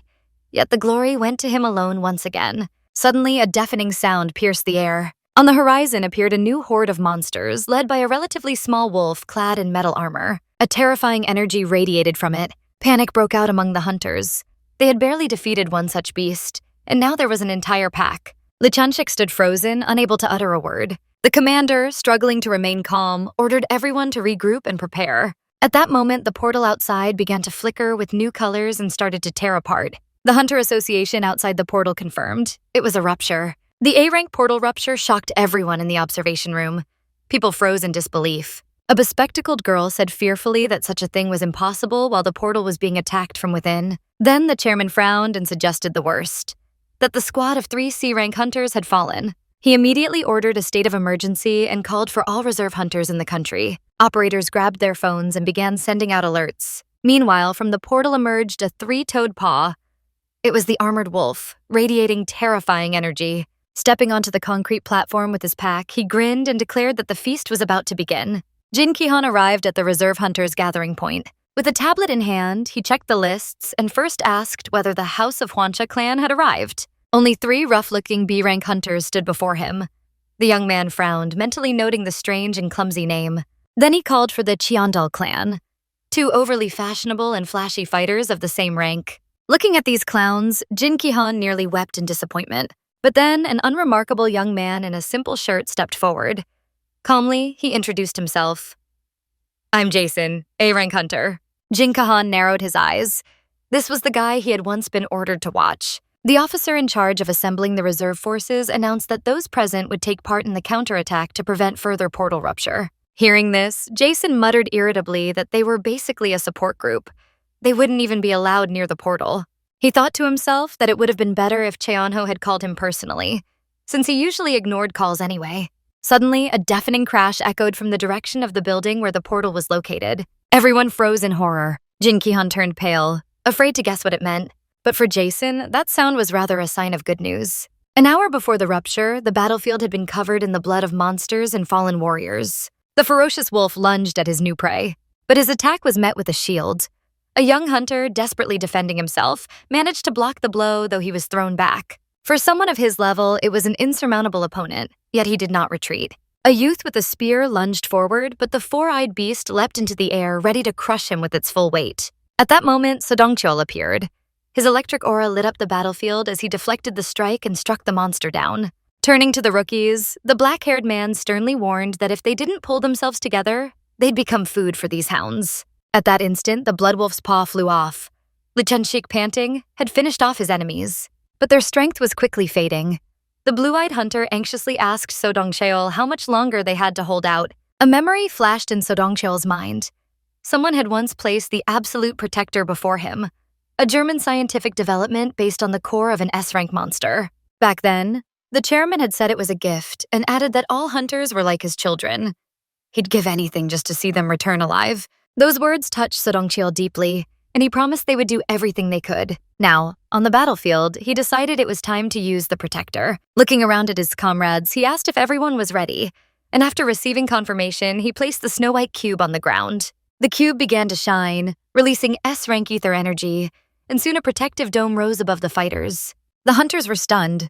Before them stood the legendary artifact, previously used only during exams. The enraged monsters attacked the barrier, but their strikes didn't cause it the slightest harm. Sodongcheol proudly noted that the German device was holding up perfectly. But suddenly, the leader of the Blood Wolves appeared in front of the dome. He soared into the air and came crashing down on the barrier with monstrous force. The dome trembled and its polygons distorted. The hunters exchanged horrified glances. If this continued, even the Absolute Protector wouldn't last. The point where the monster's furious blow had landed suddenly bulged outward like elastic jelly and forcefully threw the wolf back. Realizing that the defense was far more dangerous than he had thought, the beast clenched his fangs. Sodongcheol and the other hunters couldn't help but laugh at such a stunning sight. One of the young fighters immediately turned to the black-haired commander, asking what they should do next.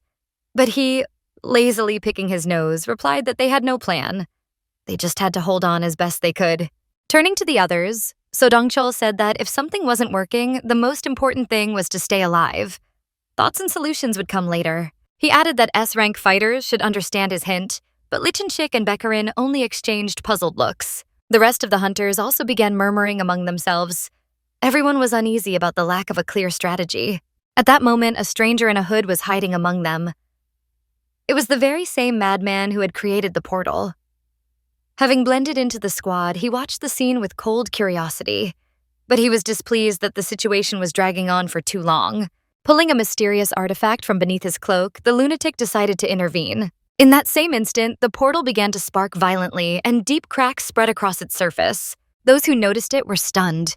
No one could comprehend how such a thing was even possible. More genres are coming soon. Subscribe to unlock them all.